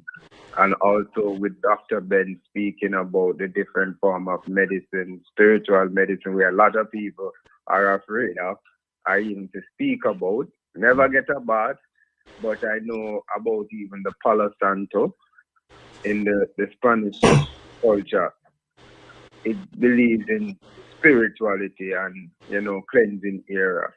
And people have to know our culture to the height of civics and to see that the reconnection is about that. I look forward to see Dr. Ben there as well, and good night to everybody. Blessings to everyone. All right, sir. Thank you very much for the call. Much appreciated. Thank you. Dr. Ben, you know what happened? You asked me if I ever get a bath. Yeah. I have. I have. And it's in, I've actually written it in the draft of my book. What? Because here's what happened. There's a lady, I think she came from St. Thomas. And the bath was given to me. I was in primary school at the time. And it got people want make sure so them people protected and I go school and everything nice. And I remember it was full moon. When them wake me up around midnight and take me outside. And me get the bath, man. Me get the bath. Carla, no, so me get the bath. Carla, welcome to Cumbres, Miss Rattigan. Where are you calling from? Mr. Rattigan, I didn't know that you went to St. Thomas for a bath, man. No, that bath was given to me in Waterhouse, sir. It was given to me at 41 Penwood Crescent when I think I was about maybe 9 or so. I thought you went to St. Thomas like Auntie Babsy and jump the commoner. No, and that's not my style. Oh, Lord. You know, we have to get some of those Japanese things, you know, and put all over ourselves, you know. Dr. Ben, remember I talk about there's a Japanese well, you know, my name not about advertising. Really, we talk to Dr. Ben one way about it. You see you, Jeffrey. Dr. Ben. Yes, sir. Do you have anything to talk about in the chat room? So you have yes, man. I have it. But you must tell the people you have those things because some of us troubling those things. I'm not saying I'm troubling anything, you know, sir. All right, so I hear you. Jeffrey, hang up your man, let me take another call. Yeah, man. We have that. Caller, welcome to Conversations Rattigan. Where are you calling from? Calling from Jamaica, Miss P. Good night. Yeah, Miss P. Talk up the things. P. All right. Guess what I know? Me that school, you know. I know why you help me expound fancy something.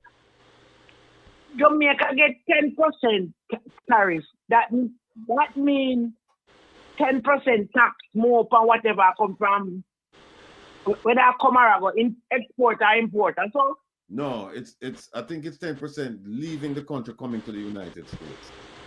Oh, so if we used to pay $100 tax, you pay $110. Yeah. And Ms. P, right. Before you go no further, I dare the Prime Minister for say more slap on 10% on the stuff where I come from America into Jamaica. I dare him for say that. He can never say that.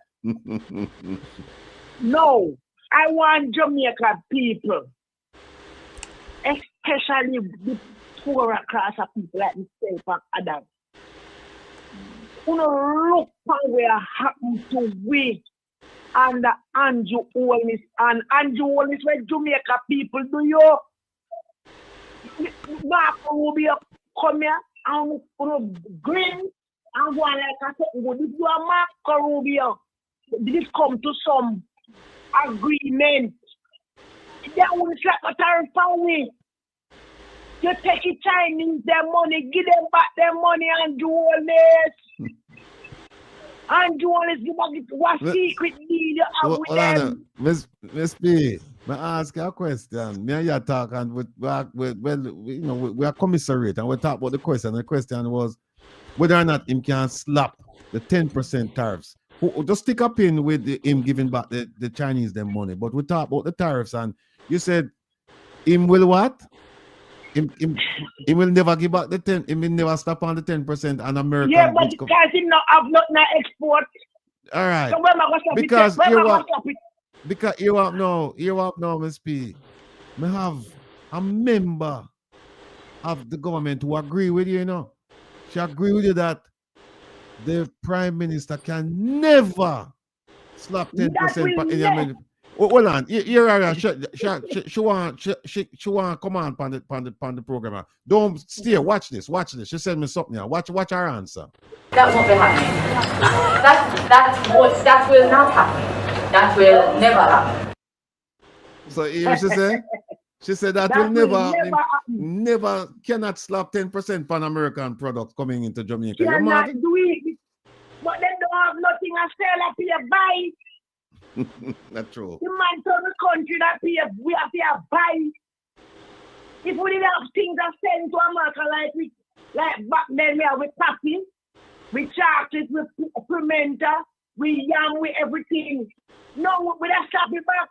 But the next thing again, Ratty, the next thing again, this Prime Minister is compromised. Mm-hmm.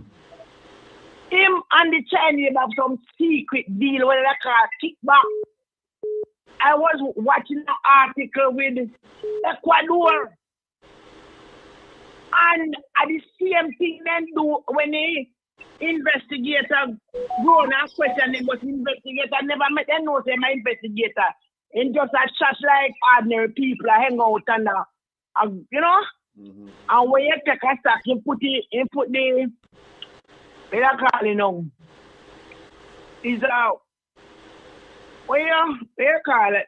Where you use when you watch where you call it again, man? When you watch what?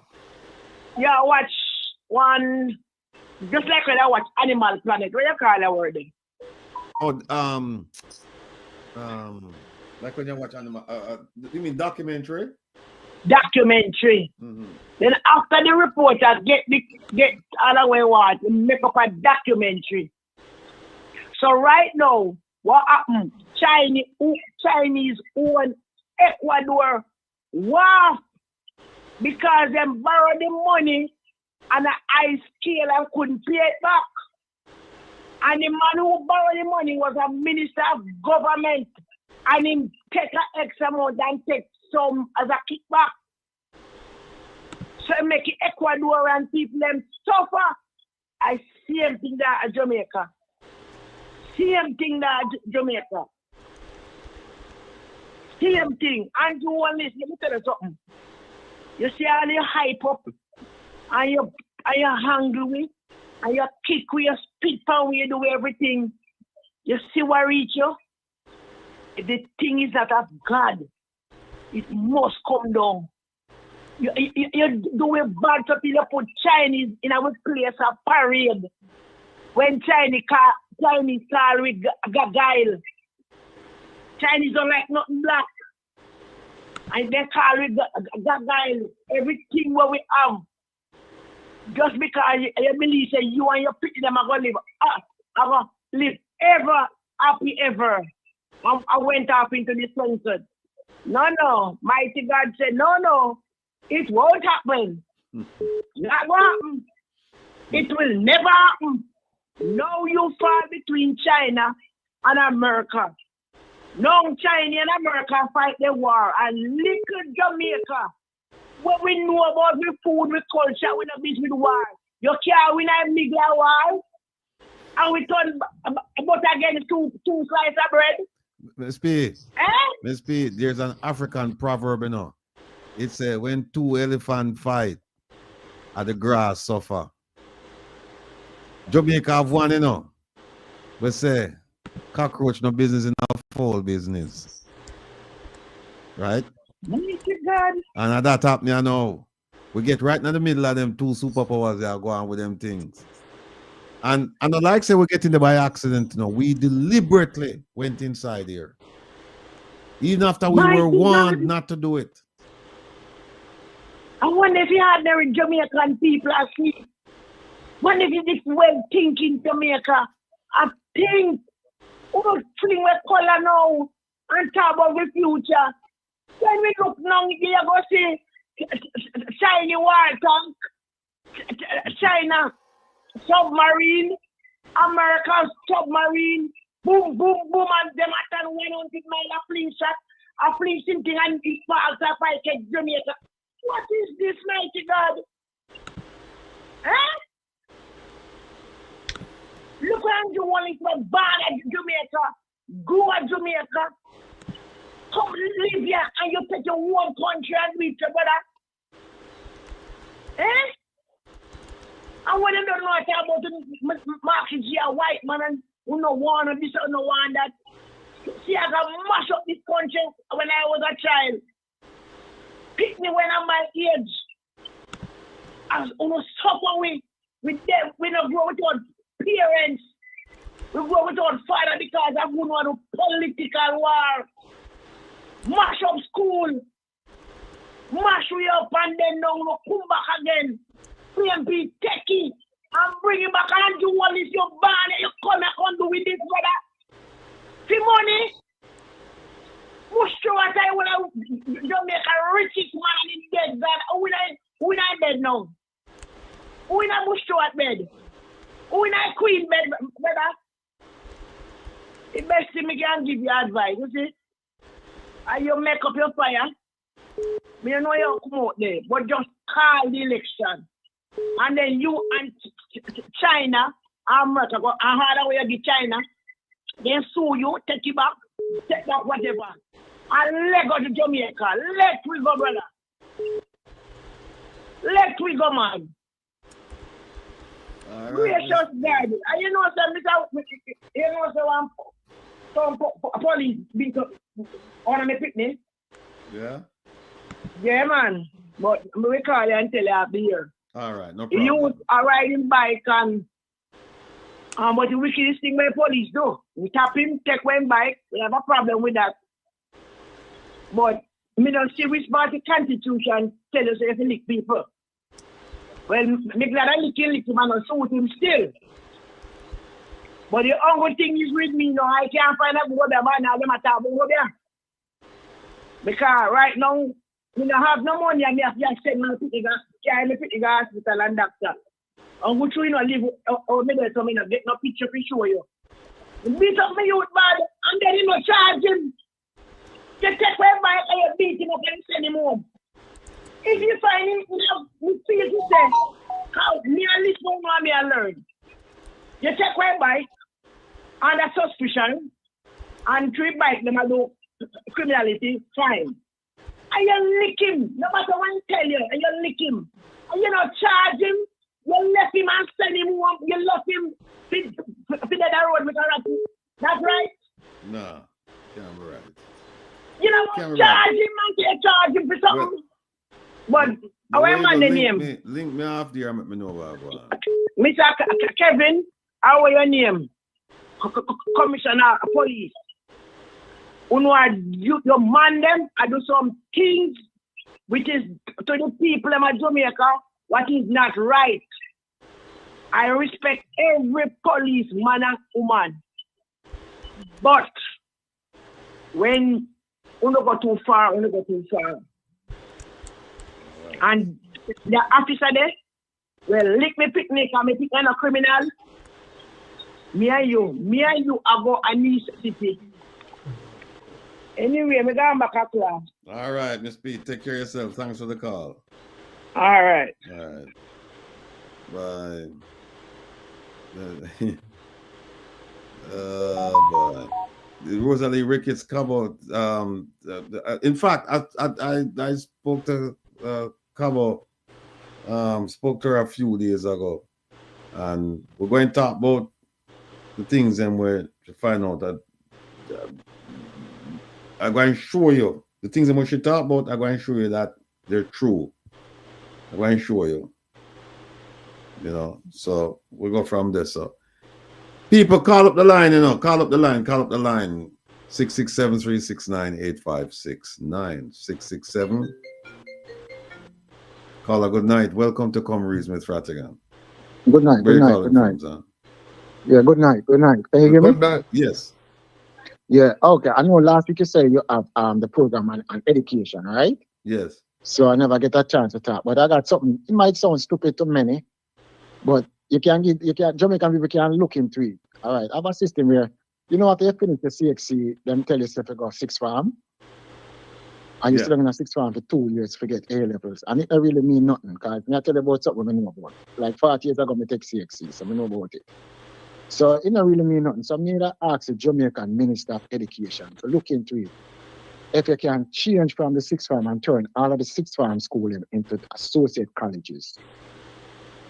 But the youth them can go to school now and get an associate degree in LPN nurses, junior accountant, junior engineer, junior social workers. Because everybody can don't have the opportunity now the money to go to the university. But at least when I'm finished with the 11th grade and get them CXC subject, then can move over to a university farm. That will produce better employment, more employment, because you have a youth now creating own small business. You have the idea now how to become a better electrician, a better engineer, a better mechanic, a better everything. It's just a proposal, and they're not to do it, you know, but me thinking about higher education. Right? Because many of us Jamaican come here at 2-year college we went through in the 80s. And then we will move on to 4-year college and become whatever we is today. So I not see why the sixth form, I not see the sense tonight. For all these years, me never got sixth form, but I finish KC and then become America. Me don't understand what sixth form was all about. It come like me have too much friends go there. I don't think them tell me say just at A level you get. I not see the sense in that. So I think for a time now we start to higher education. Not only in a book work, but we become better sports stars because you have better time now to train in a track, soccer, whatever sports we do. You understand me? But I think it's time now for we move from that and go to associate colleges. Some people are going to pay for it, some people can't afford it. But the government can give the leeway for the youth and still achieve it. You understand? There's 2 years in our school. We create our own nurses and we create our own engineers. So you're saying that formal education, as we know it for high school, should end at fifth form then? Yeah, and it come in see the sense in that. And again, we can move from CXC now and create our own exam. So remember, CXC is just a high school diploma, it's nothing else behind it. Just a high school diploma. So we can create our own exam and do our own thing. We don't see the sense in a CXC. Yeah, what you're talking about it now is a radical shift. And I don't know if this government is willing. I mean, I like the idea. We need to refine it a bit. But I don't know if this government would even entertain something like that because... No, you're right, You're right. Yeah, but I see where you're going with this. And like I said, you're providing a solution to the problem right now. And I agree with you in the sense that, hey, if you go fifth and then you turn it into like a 2-year college, right. And people now start taking courses, like LPN, RN, right. so on and so forth. And then you structure it so that they can go from there to the university. I see where you're going because then you get them involved in a career path much sooner than normal. Right. Everybody can go UB, but at least we know. So we have LPN nurse. We have at least 10,000. We can learn out some. Right. I will have engineering. We have engineers. Junior engineer become practicing an engineer become perfect. So now the 2-year thing now where people spend money now for go school and take the exam now, what will happen right this up? Because it's a money making venture for some of them people. Yeah. Yes, but you see you walk away with an associate degree. Yeah, no, what I'm saying is that the people them who set up the system, them set it up because remember you have to pay to take the exam, Yes, I agree.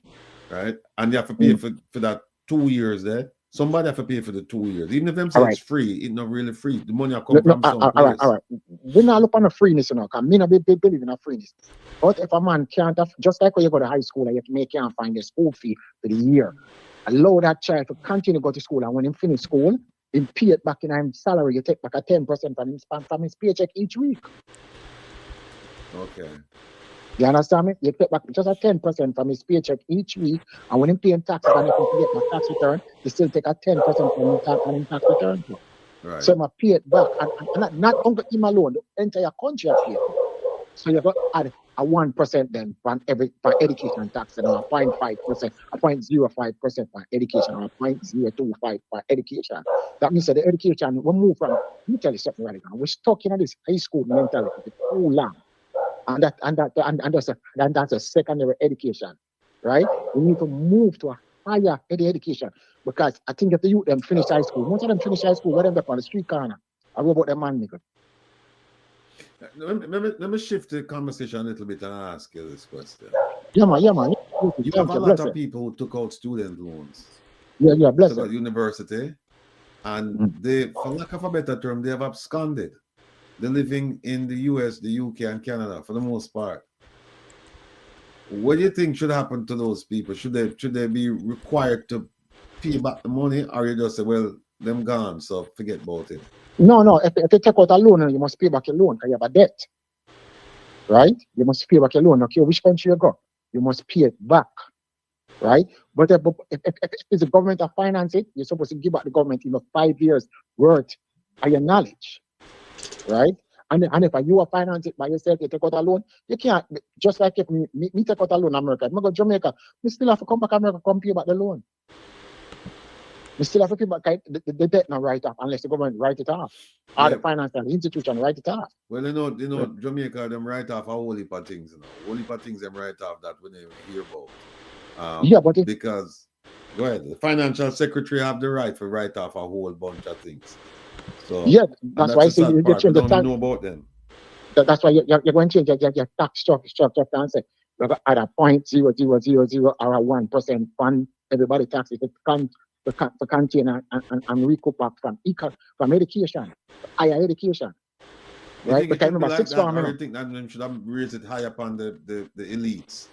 Them should raise have, the it, fine. Right so across the if the board. poor The man elite pay always a 1%, get the where elite should have paid like 3% or 4%. Rattigan, government say elite pay tax. You know. We know me and you know elite pay tax. They pay employment tax. They don't pay rich people taxes. You know that, right? Mm-hmm. They pay employment tax, not rich people taxes. We know that. But as I said, remember when you go six farm, you still have to pay a school fee. Everybody will go six farm have to pay the school fee. So you still use the same school fee, the same rate, and same everything where they currently pay right now. Because remember, I know Rattigan, all right, if 500 students go KC, it's not the whole 500 that go coming to college. Maybe 150, 200, that's it. Some are going to look work in a supermarket and some are come foreign. Right? So right. I just improve the knowledge of the youth them and get the country kick-starting. Because, all right, just like the other day, them say some man come for build building, and them I'm not Jamaican for build building. The type of building with them offering. Because see, we lack of knowledge right there. So we don't have a nurse, we don't have a doctor. We can't start create one nurse. It is a shame for 60 years, and we don't have at least 500 doctors for ourselves. The military, since we still have a military, the military should have 1,000 doctors put on and ready at any time. And we have at least 5,000 doctors in the regular community. Well, let me tell you this. It's the first time I've heard this idea espoused, and I sincerely appreciate the fact that you have chosen to think this thing through and put it out there. Like I said, it's a brand new idea to me. Never thought about it, and I want to thank you for bringing it to my attention. Now, our educators, and I'll raise this with Dr. Karen Dunkley, and see if there's something we can do in terms of exploring the things that you talk about and maybe refining, because I'm sure it will need some refinement, because you've given me a structure, and then now we have to just build upon that. You've given me the foundation and we have to build upon that. But I really appreciate the time and the effort and the thought that you've put into this thing, and I'm hoping that you will be an example for many of our listeners, and an inspiration as well, to force them to start thinking about coming up with ideas, not just criticizing. Criticism is good, but we have to come up with some solutions. We come American in the 80s, in the early 80s, right? And when we come American, we come here to play now. And guess what? When we come, we finish high school at Jamaica, but we don't know where to go. So when we come America, we're not playing a ball. The 10 we end up in a 2-year college. Right in New York, yes, sir. And we move from this and we go 4-year college. And we move from this and so we get a job with the same city government. You understand me? Right. So it's a step. Everything is a step. It's a step. Right. A step. And again, when we there at Jamaica, when me there at Jamaica, I didn't say a high school degree was something. When I come to America, my friend say, I don't know, it's just a high school diploma. Right. Because if you don't part it, you have to go do the GED. It's funny, yeah. I was gonna mention that you need not to go high school for get the high school diploma. Thank you, bro. You don't have to go high school to go to college in America. Right. That's true. You don't have to go high school to go to college. Just part the GED and that's true. And guess what? Me know enough youth we couldn't read at Jamaica and come to America, come read. Get GED and turn nurse and work a month. There you go. And couldn't read when they come to America. When father said to him, you can't read. Yeah. Come to America, learn to read, doing GED, become an LPN, go to Hustlers Community College though. Get him LPN, left from this and now he's an RN down a month. But here, I don't know if you can see the chat, but Freedom in the chat said that you should look into the Florida dual enrollment, because I guess they have something like that. Are you aware of that? In Florida? Yeah. No, not about Florida, no. New York, okay. Not about Florida. All right. Yeah. All right, but when you get a chance, if you might want to look into it, because if they have something like that down there, then maybe you can come up with some kind of refinement to the program that they have there and make it fit into the Jamaican experience, because not everything we see a I work in Jamaica just half the Yeah, shelf. I agree. Sometimes you have to, No, following something you talk about tonight, so that Jamaican thing you talk about. right. Jamaican, we have to start look our way. One more quick thing before me left. You see them try them fix the stadium track. But you notice stone full of stadium way. The grass over there, so bare dirt over there, so the bathroom no clean. And them have no lighting in the bathroom, no nothing. So the sense, Why? Yeah, raise some important questions. Yeah. no people don't know where the man. You have a minister named Babs Green. Me not come from Luke Lane. Never tell you, shop. Me not come from Luke Lane. Me don't know where that woman there for. Me I tell you the truth. Me not come from Luke Lane. Me don't know where she for. What do you mean you don't know what she for? Me don't know where Babs Green from. Me know from a little pit. Me not come from Luke Lane. That's how far. Me not come back there. All right, you And can me see don't the know where she screen? from. Me don't see that though. You can see the screen? Yeah, me can't see it now. All right, look here. You say you don't know where Shadow? Watch out.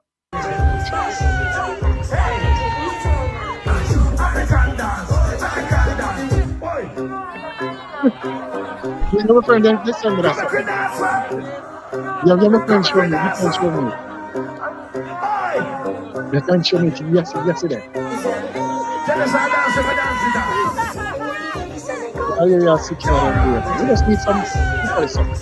We need to think about ministry.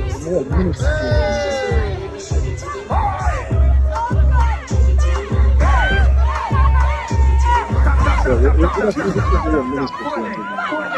Put some people have some talent.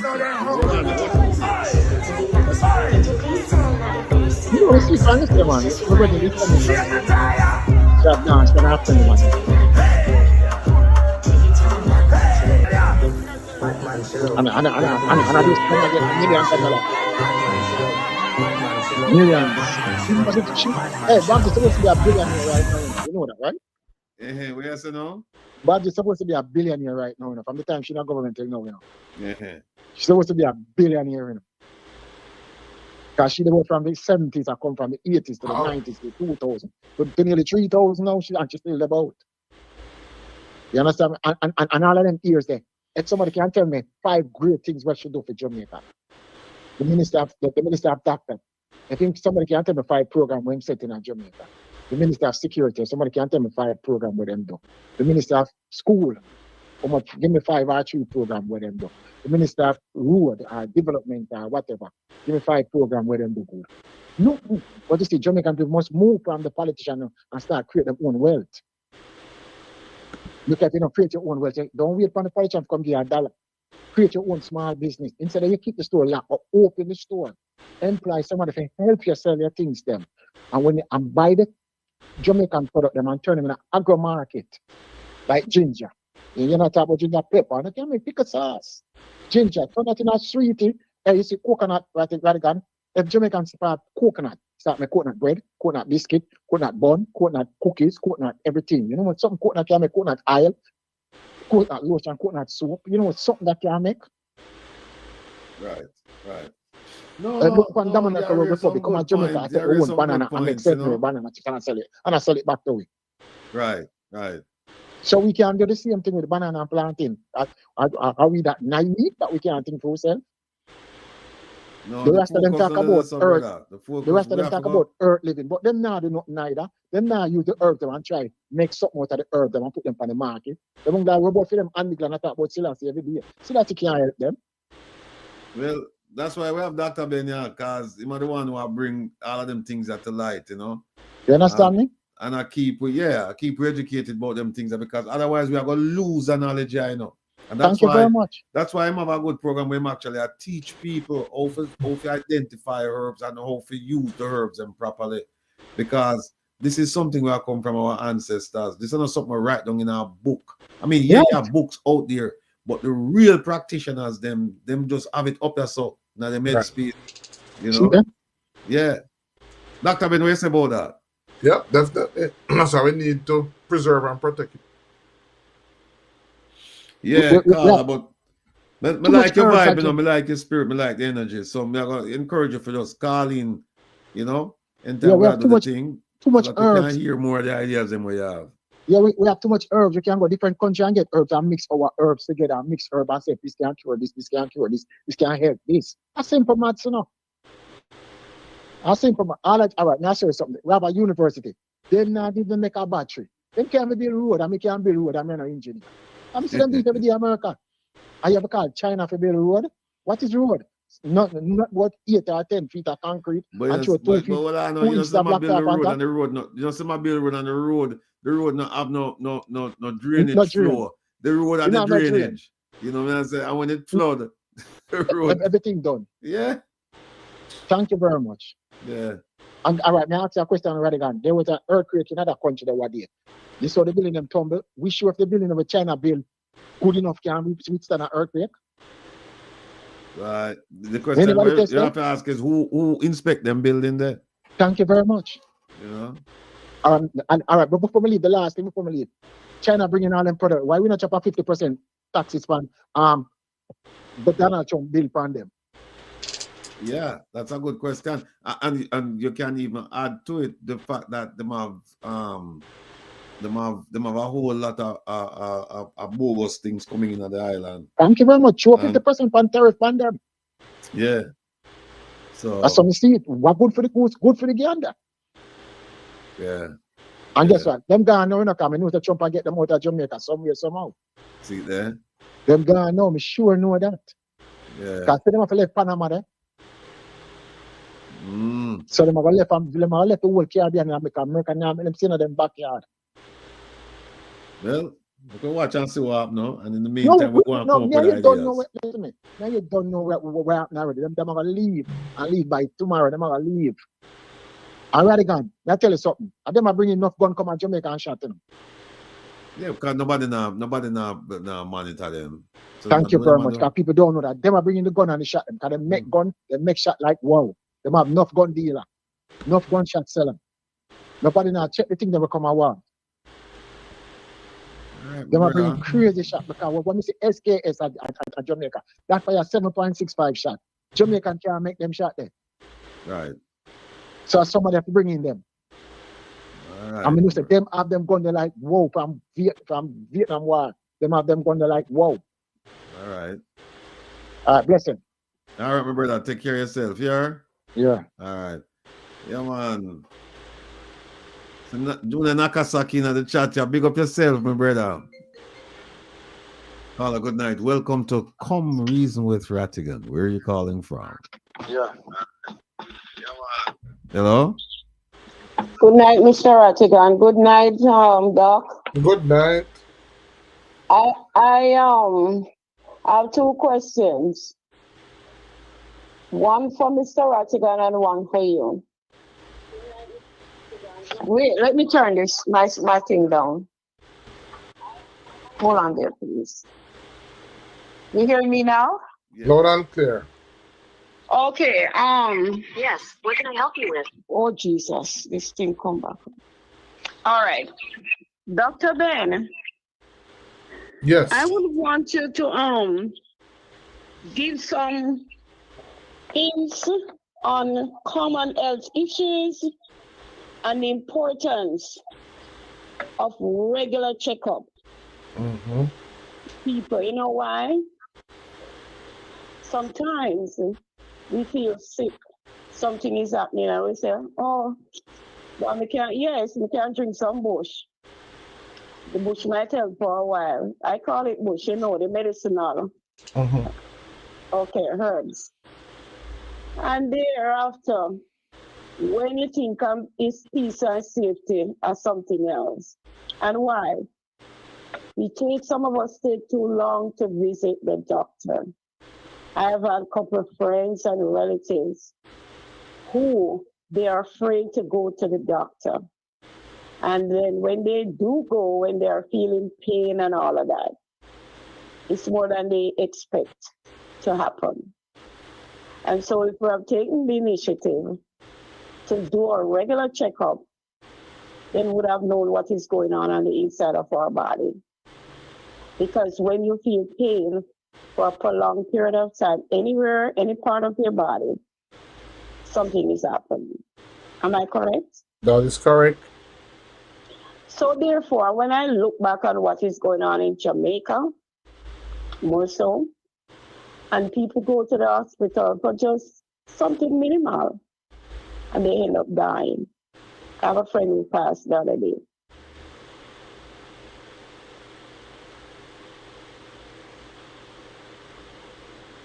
Are you there still? Look like we lost our Ratty. Yeah. Huh? Oh, okay. No, I thought you were gone. No, I'm here. Right. So therefore, could you just, give some insights to people as to, visit their doctor regular? Some of them might have, financial issues and all of that, but find some way of seeing about our health and the Yes. importance of doing regular checkup.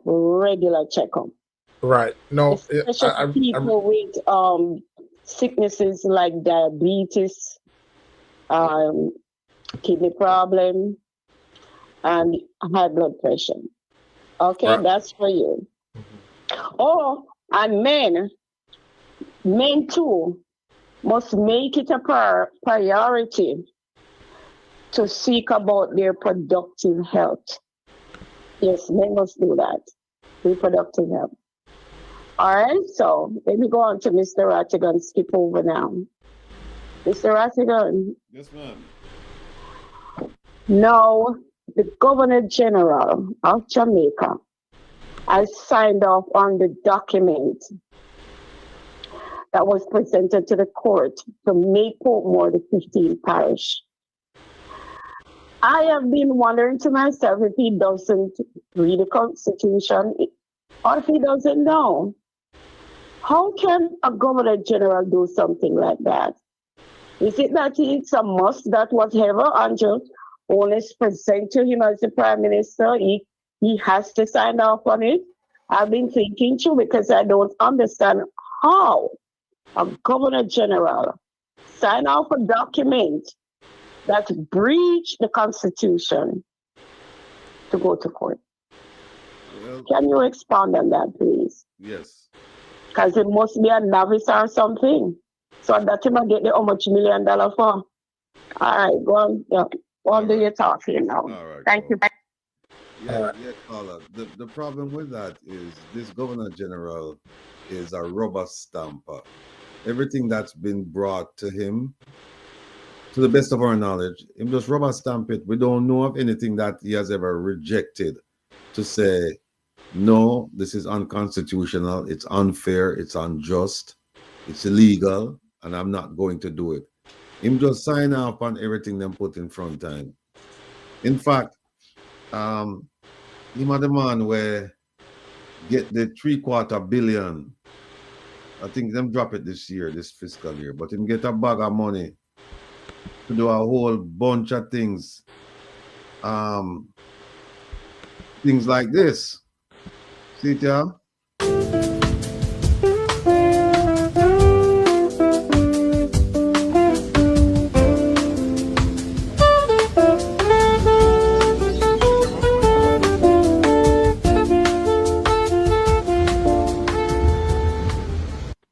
Fame part of that, When there's a party, fame at Jamaican taxpayers' money him use to host them things there.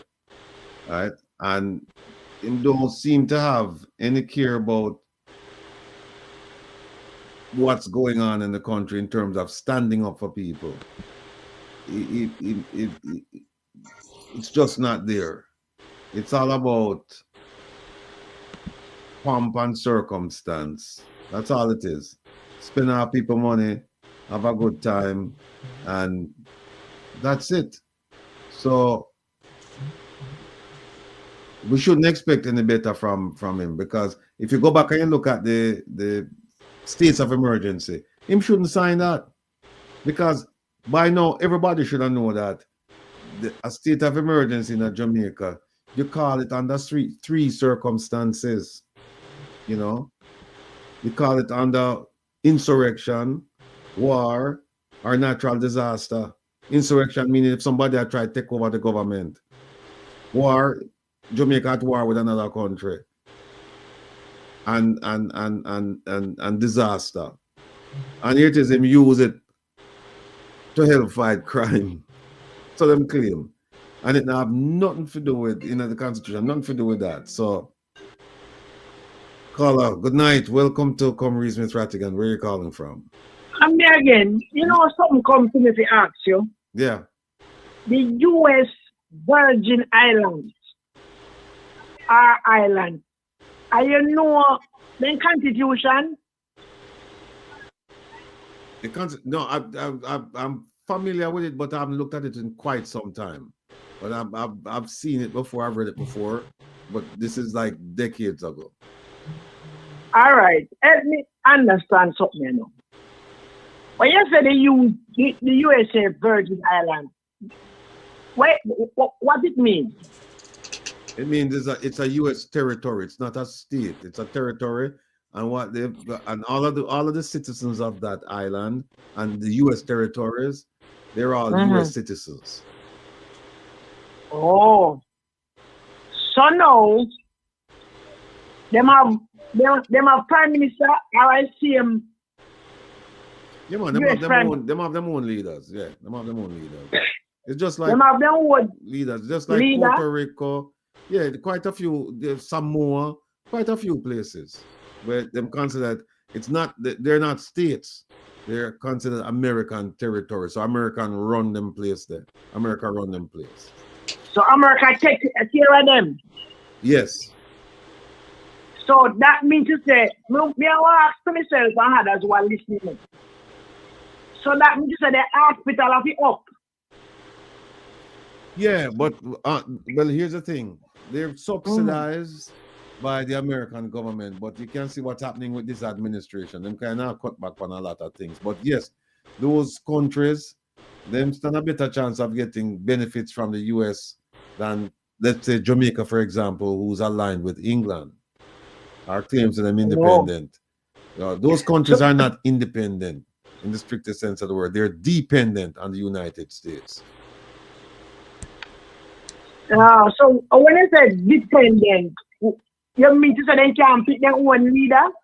No, they can pick their own leader.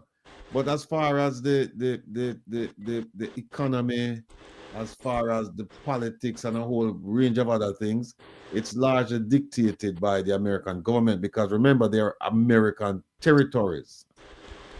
America control them place there, right? So listen me now, yes. So America control it, but in a run better than Jamaica. Well, them still have them corruption, them still have them crime. But in terms of run better than Jamaica, if you stack them up against Jamaica, most of them are better than Jamaica.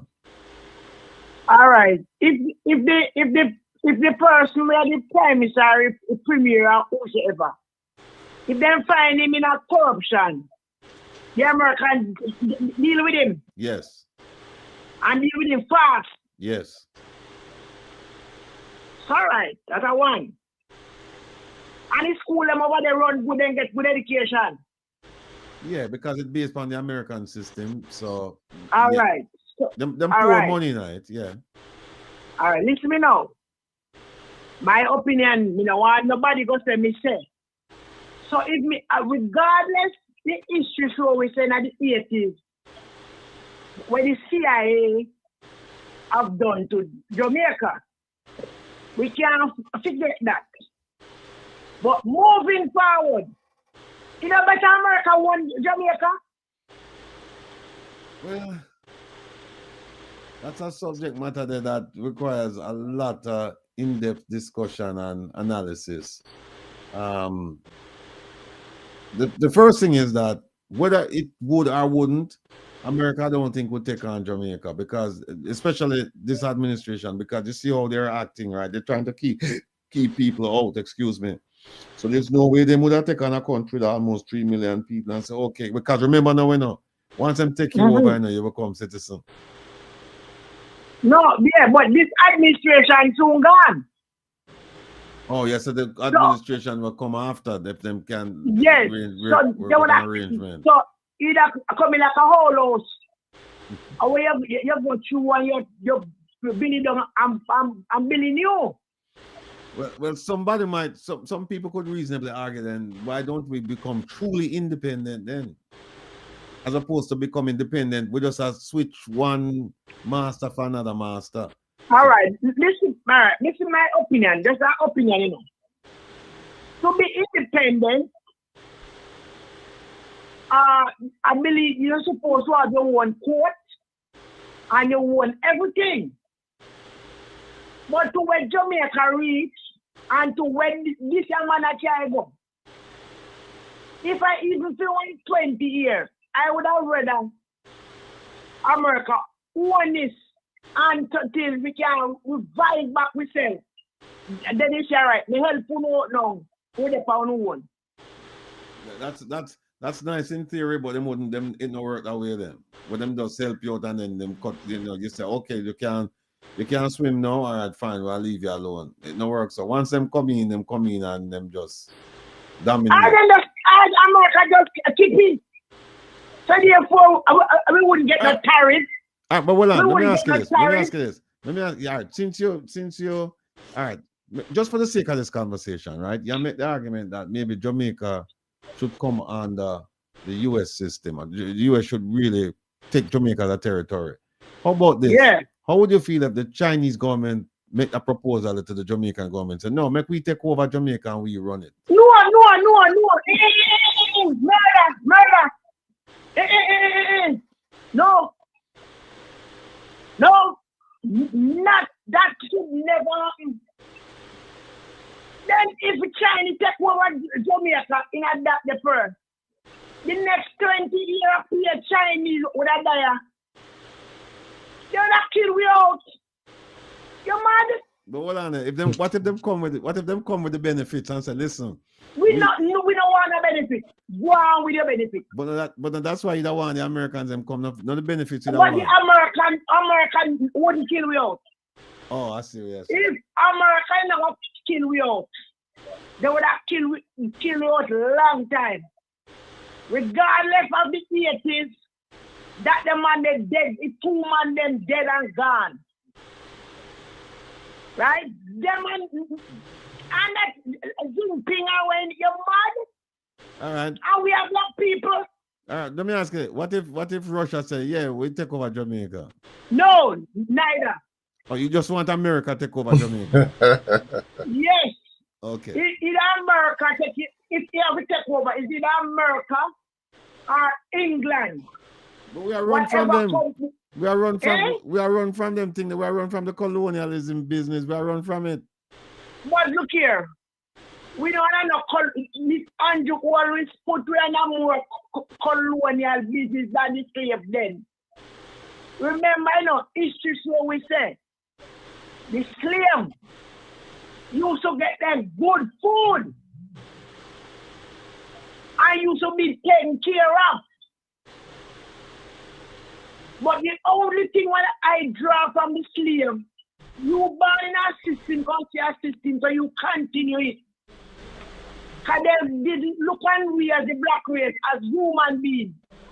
Nowadays, white man respect black people. You still find a few racism. But just a few. Because you have no woman and man, white man and black woman and white woman, we have picnic. So we intertwine. We are not gonna say we are going to forget the past. Right? But we can move on. So if the country, Jamaica, we continue to run like the road, it's easier one of them take you over. Let me ask you a question. Let me ask you, do you think that America is a racist country? If you're not, what? Do you think that America is a racist country? No. Me tell you, with me, I have never traveled, listen me cleanly. But I mingle with enough people.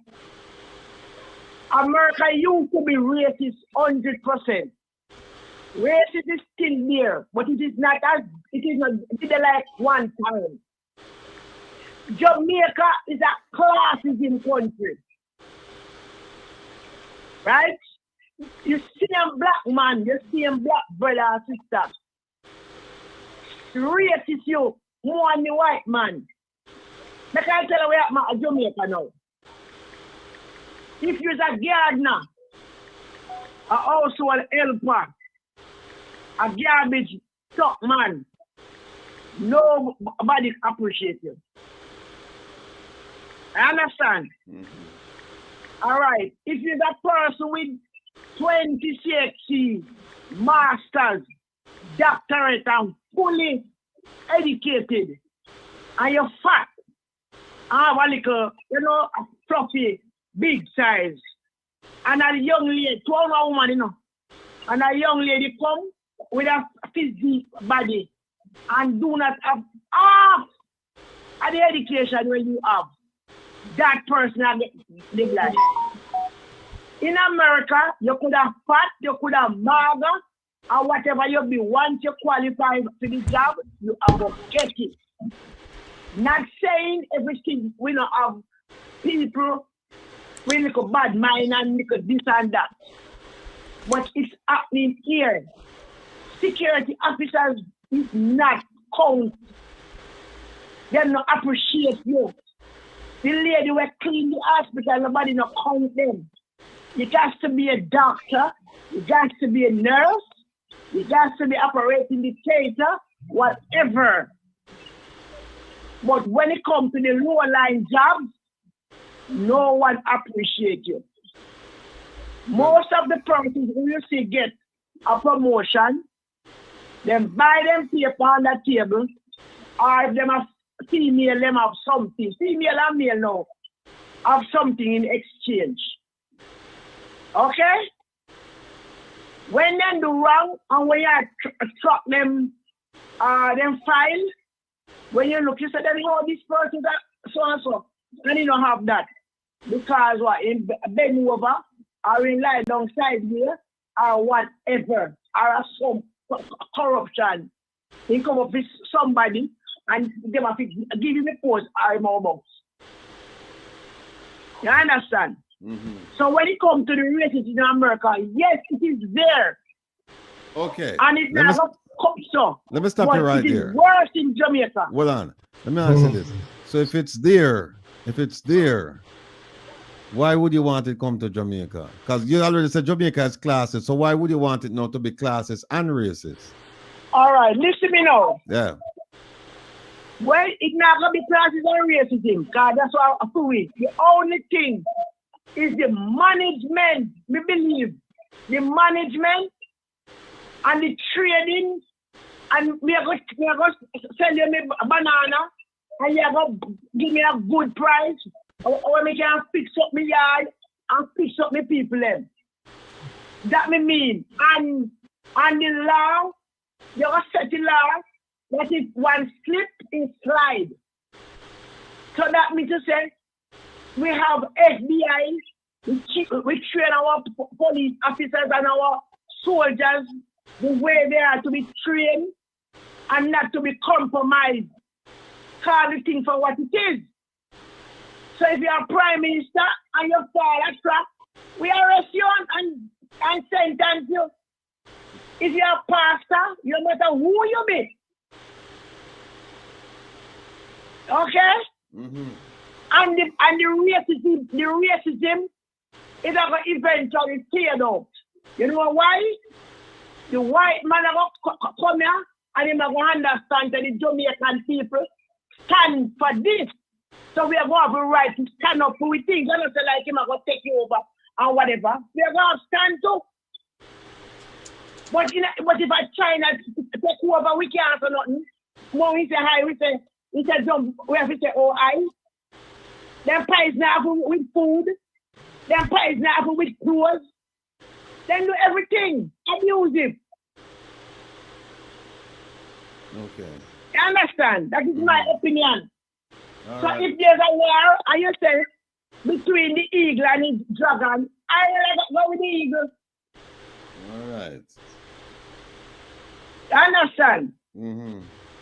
Because 20 people born at Jamaica, left Jamaica and go to America and become a better person. And if them out here, they couldn't become this.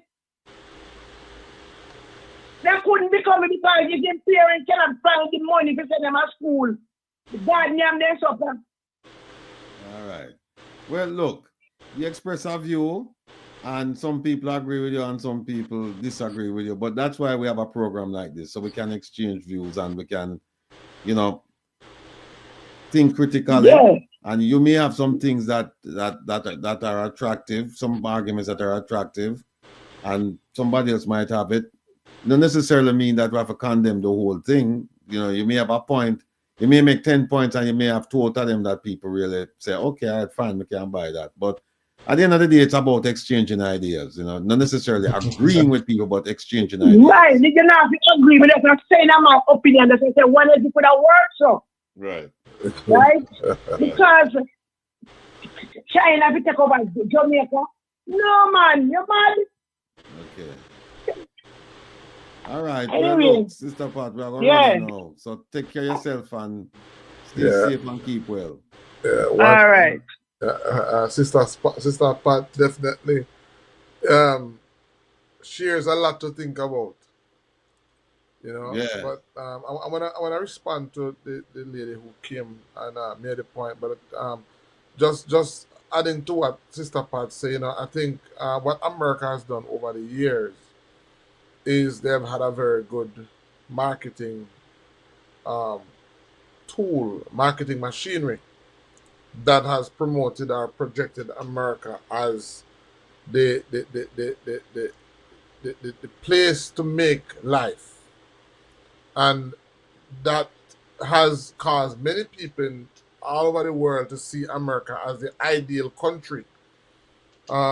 And it does definitely have a lot of benefits. I visit a couple of times and I said to myself that,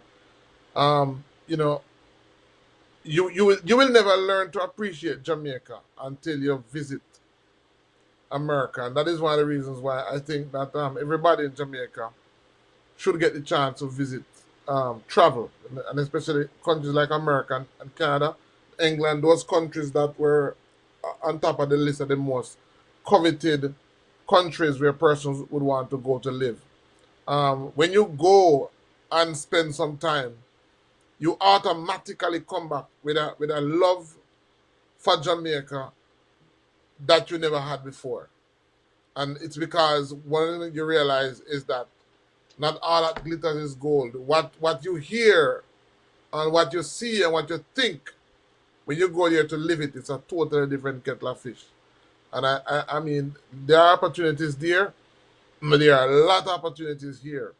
So that's all I would say on that.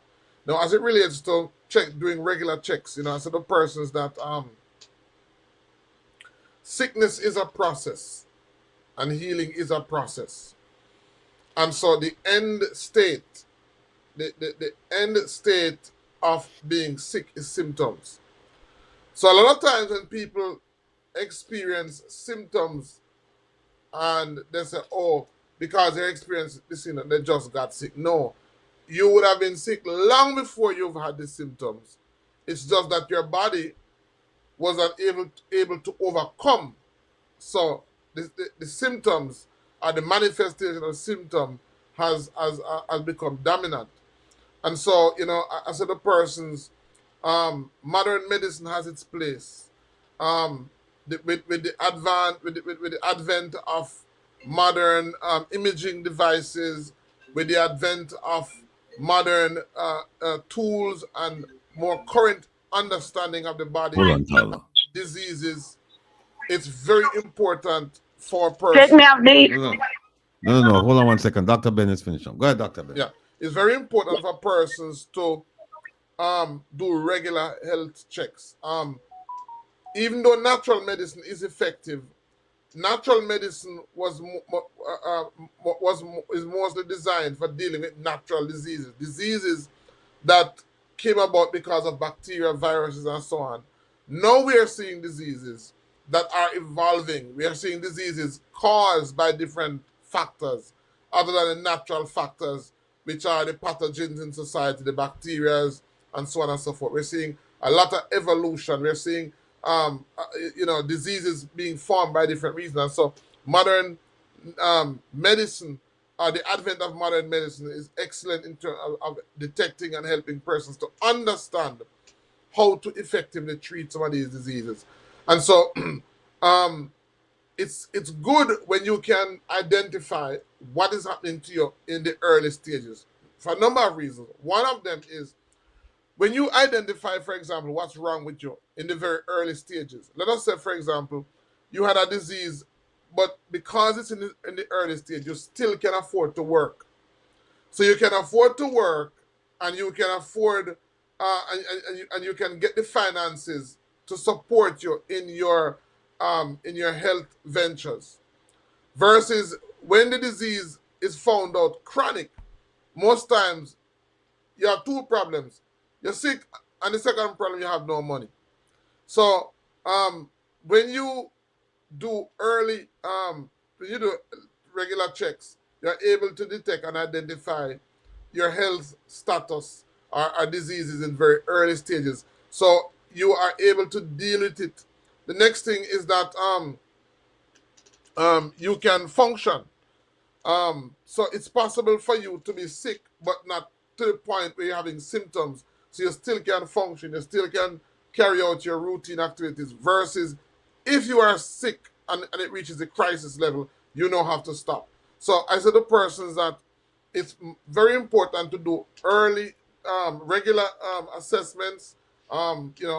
Medical doctors are very good in terms of helping persons to diagnose what is their challenges. There is the advent of modern diagnostic tools, modern imaging tools that allow health practitioners, to see and have a better understanding as to what is happening.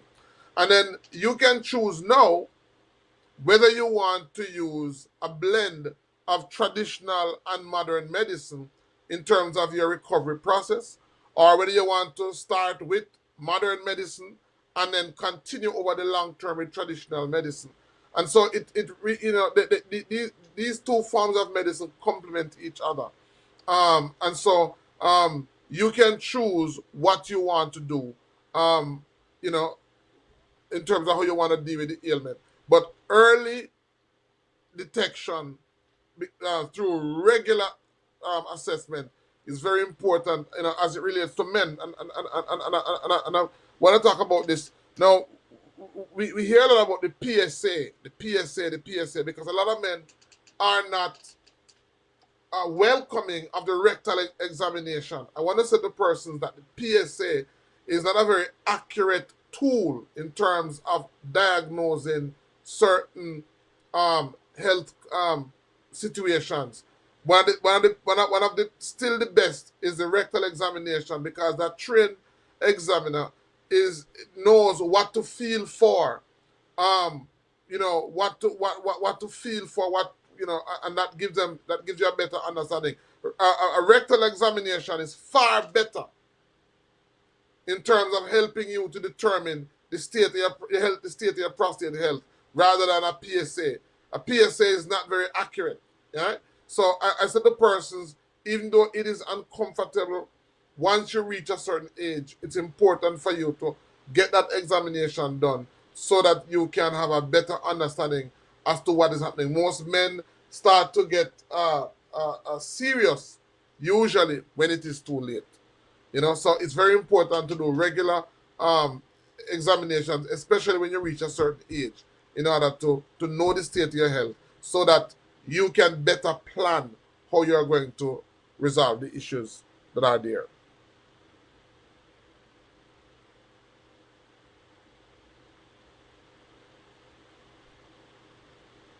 I think you're muted. We had a call. Well, Miss Philadelphia, you can't add her on hold. But she hung up. Maybe she'll call back.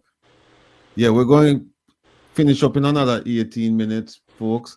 And let me just remind all of you again about this, the petition, the Magnitsky, we call it the Magnitsky Initiative. But we're 595 people, come people, man. We could take it over 600. We could take it over 600.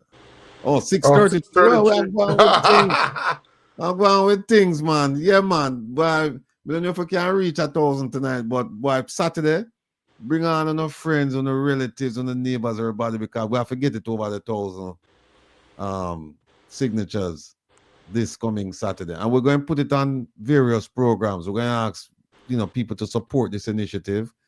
And we ask them to read, and then we ask them to sign, because it's important that we get this thing out so that we can hold this government accountable, because this Magnitsky, but here's the thing, once we submit this Magnitsky, right, it's focused for the last 9 years, but there's no telling what these governments might do. They might go back another 15 years or whatever. I doubt it.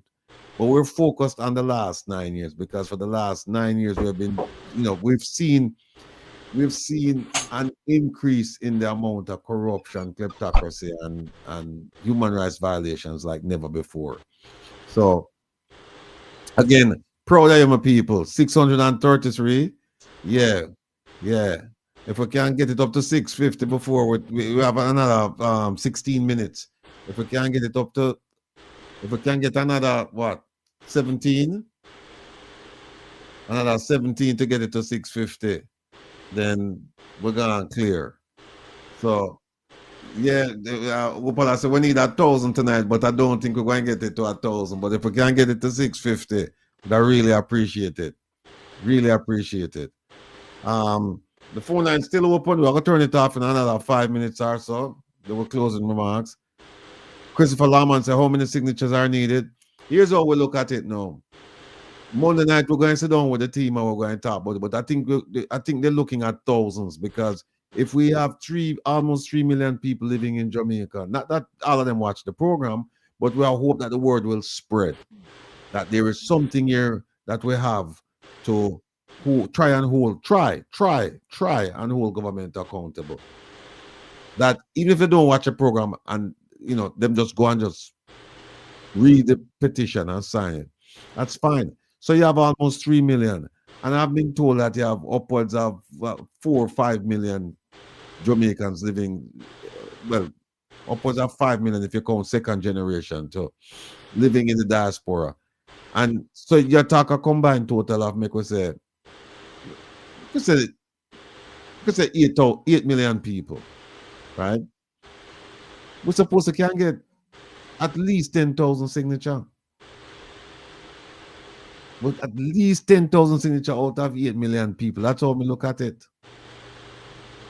But we're going to try our level best, and like we said, we're not going to stop until we get an amount that we're satisfied with. After Monday, we should have an idea of what our target is.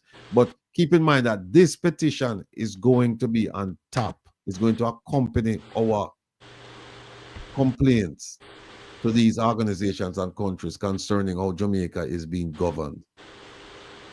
So the more signatures we have, I think the more forceful it's going to be, the more serious it's going to be viewed, because they must say, well, them people are really serious and they're putting their signatures where their thoughts are and where the so-called money is, metaphorically, because we feel that this is something that should be looked at, and the more people we have saying, yes, we believe it, the greater the likelihood that some action will be taken. And we need some action to be taken. So that's where we are. Let me see. Oh, it's still at 6:33. Come on, my people. Don't give me 17 more, man. We have 14 minutes to go. Must can't give me 17 more.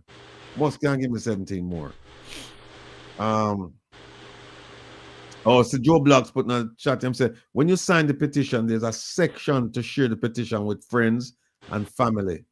We ask that you share with all the folks in your contact to help out the cause. Thank you, Joe Blocks. All right. Caller, welcome to Comrades with Rattigan. Where are you calling from? Mr. Rattigan, Miss Willie. Yes. Mr. Rattigan. Yes, ma'am.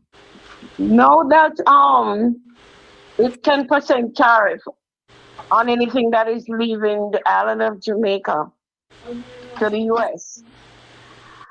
I don't think the people understand, some of them, what is going to happen now.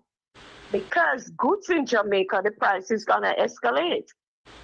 Because none of the people realize this. They're going to charge more because they have to go pay 10% to export. So when you look back on what's going on now in Jamaica, and people can hardly manage, this is a dilemma. Well, let me ask you a question. Let me ask you, why would they charge more when it's not being exported? It's being used on the local market. They're not incurring that 10%. So why would they charge more for, let's say coffee, just for the sake of conversation? The coffee that's not exported, it doesn't have a 10% tariff. So why would they want to? I'm not saying they won't. I'm just asking, why would they charge? That would be greed. That'd be greed. But Jamaicans, Mr. Rattigan, because when, for instance, the price of gas dropped in America, it got way up in Jamaica and they're still selling it, if not the same price, more. Right? Am I correct? Yeah, but what I'm saying to you is that because no, there's a tariff being placed on exports from Jamaica to the United States. That tariff is only going to affect people in the diaspora. You know, like them sell tinaki or whatever the product is coming out of Jamaica. The people living overseas who purchase that, going to purchase it we're going to have to pay 10% more, minimum 10% more. But the people in Jamaica where the thing is produced, they're not paying that. They don't have to pay. So people. So it's not a two-way. It's not a two-way. No. I thought they would pay too. No, it's if you export. We're paying to export it. Yeah, if you export it to the US, you pay 10%. When it comes here, it comes in with a 10% tariff. But if you keep it in Jamaica, there's no tariff. But what Prime Minister for do if him thinking bad? If him thinking bad, if a film close him out, we are not borrow clothes. Make him come out tomorrow and say, well, you know what, we're going to reciprocate. America is charging 10% on all goods leaving Jamaica for the US, bound for the US. Well, all goods coming to Jamaica from the US, we're going to attach a 10% tariff as well. Make him do that. Make him do that. That is why I asked a question, because I thought Jamaica would. Yeah. No, Jamaica has not imposed a 10% tariff on imports from the US.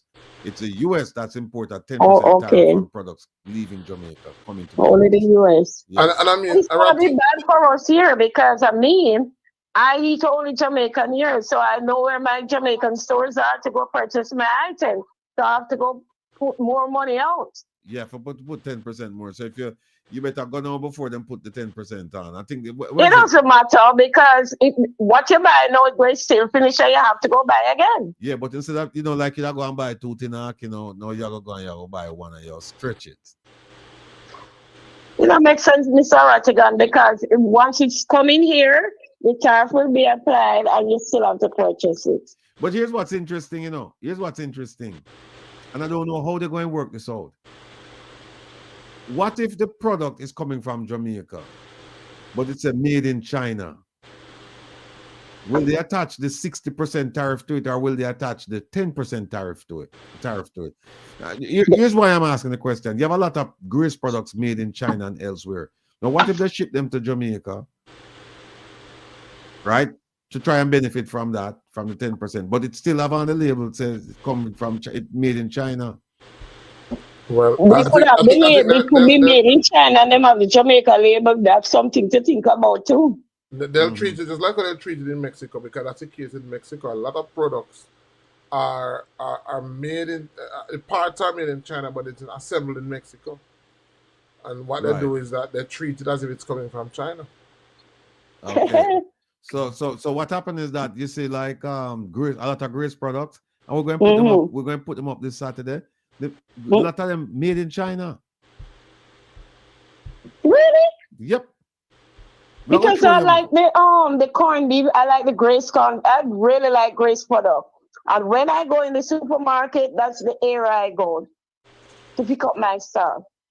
So I didn't know that something like that is happening with China Yeah, because man. I don't trust them, No, with we my have a food. no. There is a supporter who went to the grocery store in New York this week and sent me about 10 products from Grace, and not one of them she sent me said made in Jamaica or packaged in Jamaica. Not one.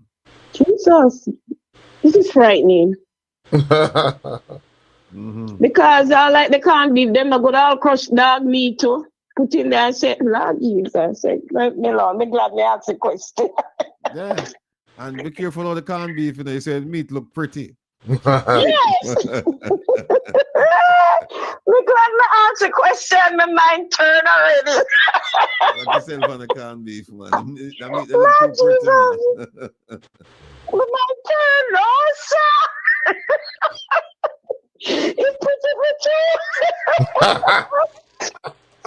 No, so Mr. Rattigan, boy, I'm early in the middle of Let me say when I kill fat now, I'm fat and forgotten.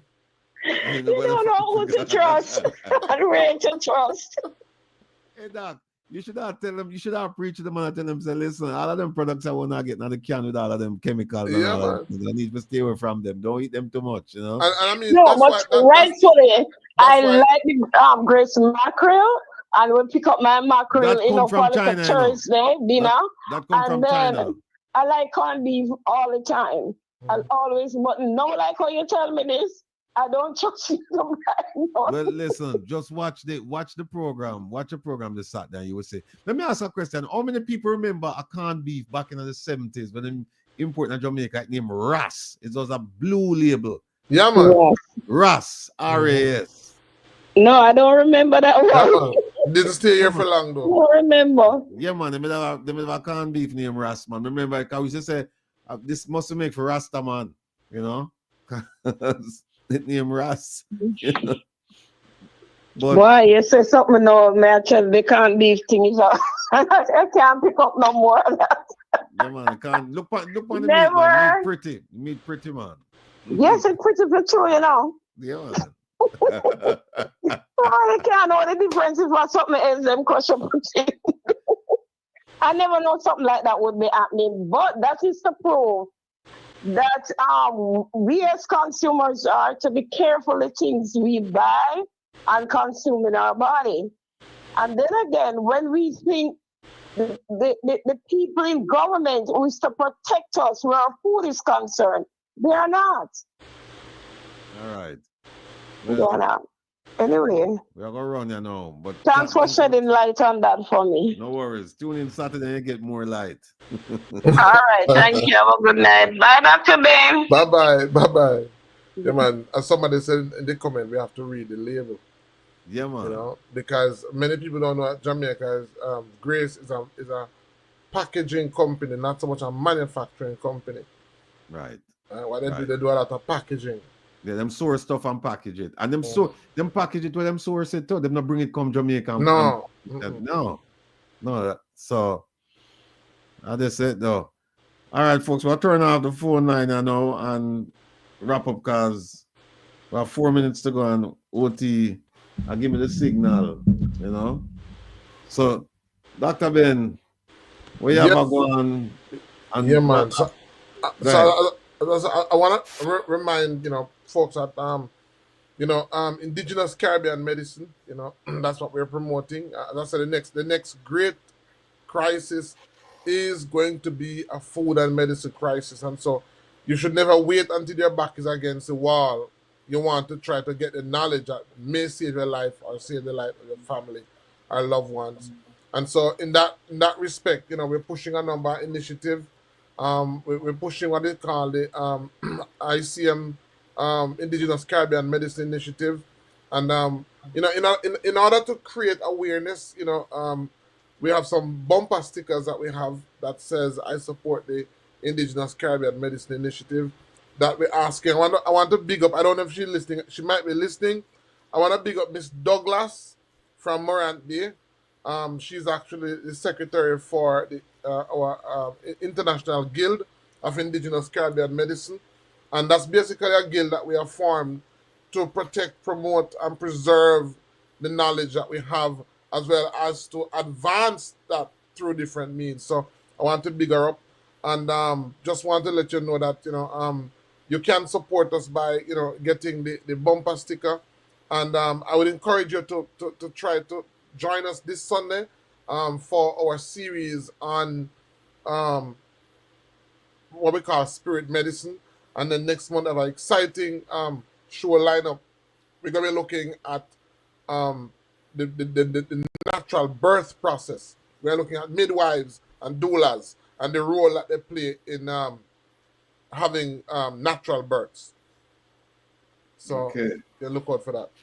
Okay, and then folks, this Saturday we're gonna have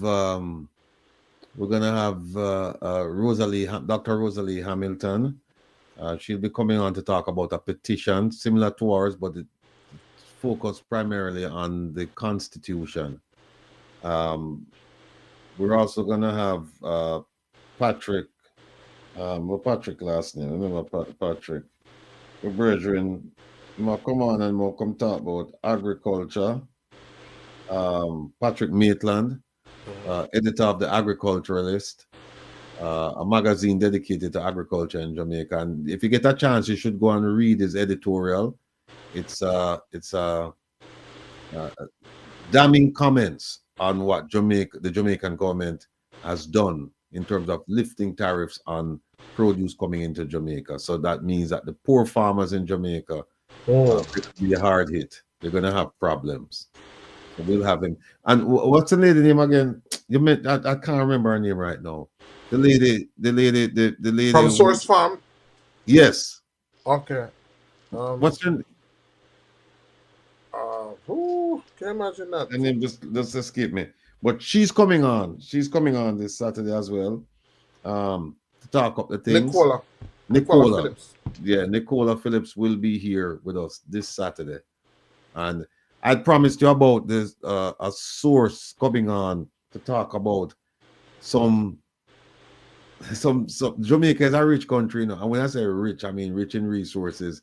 And there are some things going on in Jamaica that this source is gonna come and talk about them. And I'm guarantee you that most of you don't even know these things are going on because they're going on under the cover of darkness.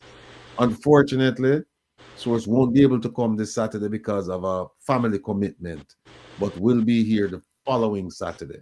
So you need to tune in to that. And of course, we're gonna talk about we're gonna do a hot wash, as they say, concerning the Marco Rubio trip to the Caribbean, not just Jamaica, but to Guyana and Suriname. We're going to talk about that and what does it mean for Jamaica, and particularly in light of the fact that the Minister of Health is now traveling ostensibly to recruit medical professionals to come to Jamaica because they're now sending the Cubans home, and they're claiming that the contract ended, and so that's why they're sending them home. But that's nonsense because the contract ended last year and they're still here. They were still there until Secretary of State Marco Rubio came to Jamaica. So we're going to explore all of that this Saturday. So I want you to tune in this Saturday. Bring your book and bring your pen or your pencil because we're going to talk about the things. OT, lead us out, please.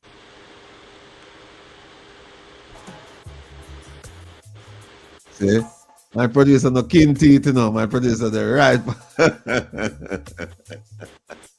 So Dr. Ben, listen, we'll talk soon. Yes, man. Wonderful show again tonight. And yeah, man. Pleasure being on. Everybody, good night. All right, so take care of yourself. So we talk soon. Good people, take care of yourself. See you on Saturday. As Kevin Stu said, be good or be good at it. Walk good. We talk soon. See for yourself.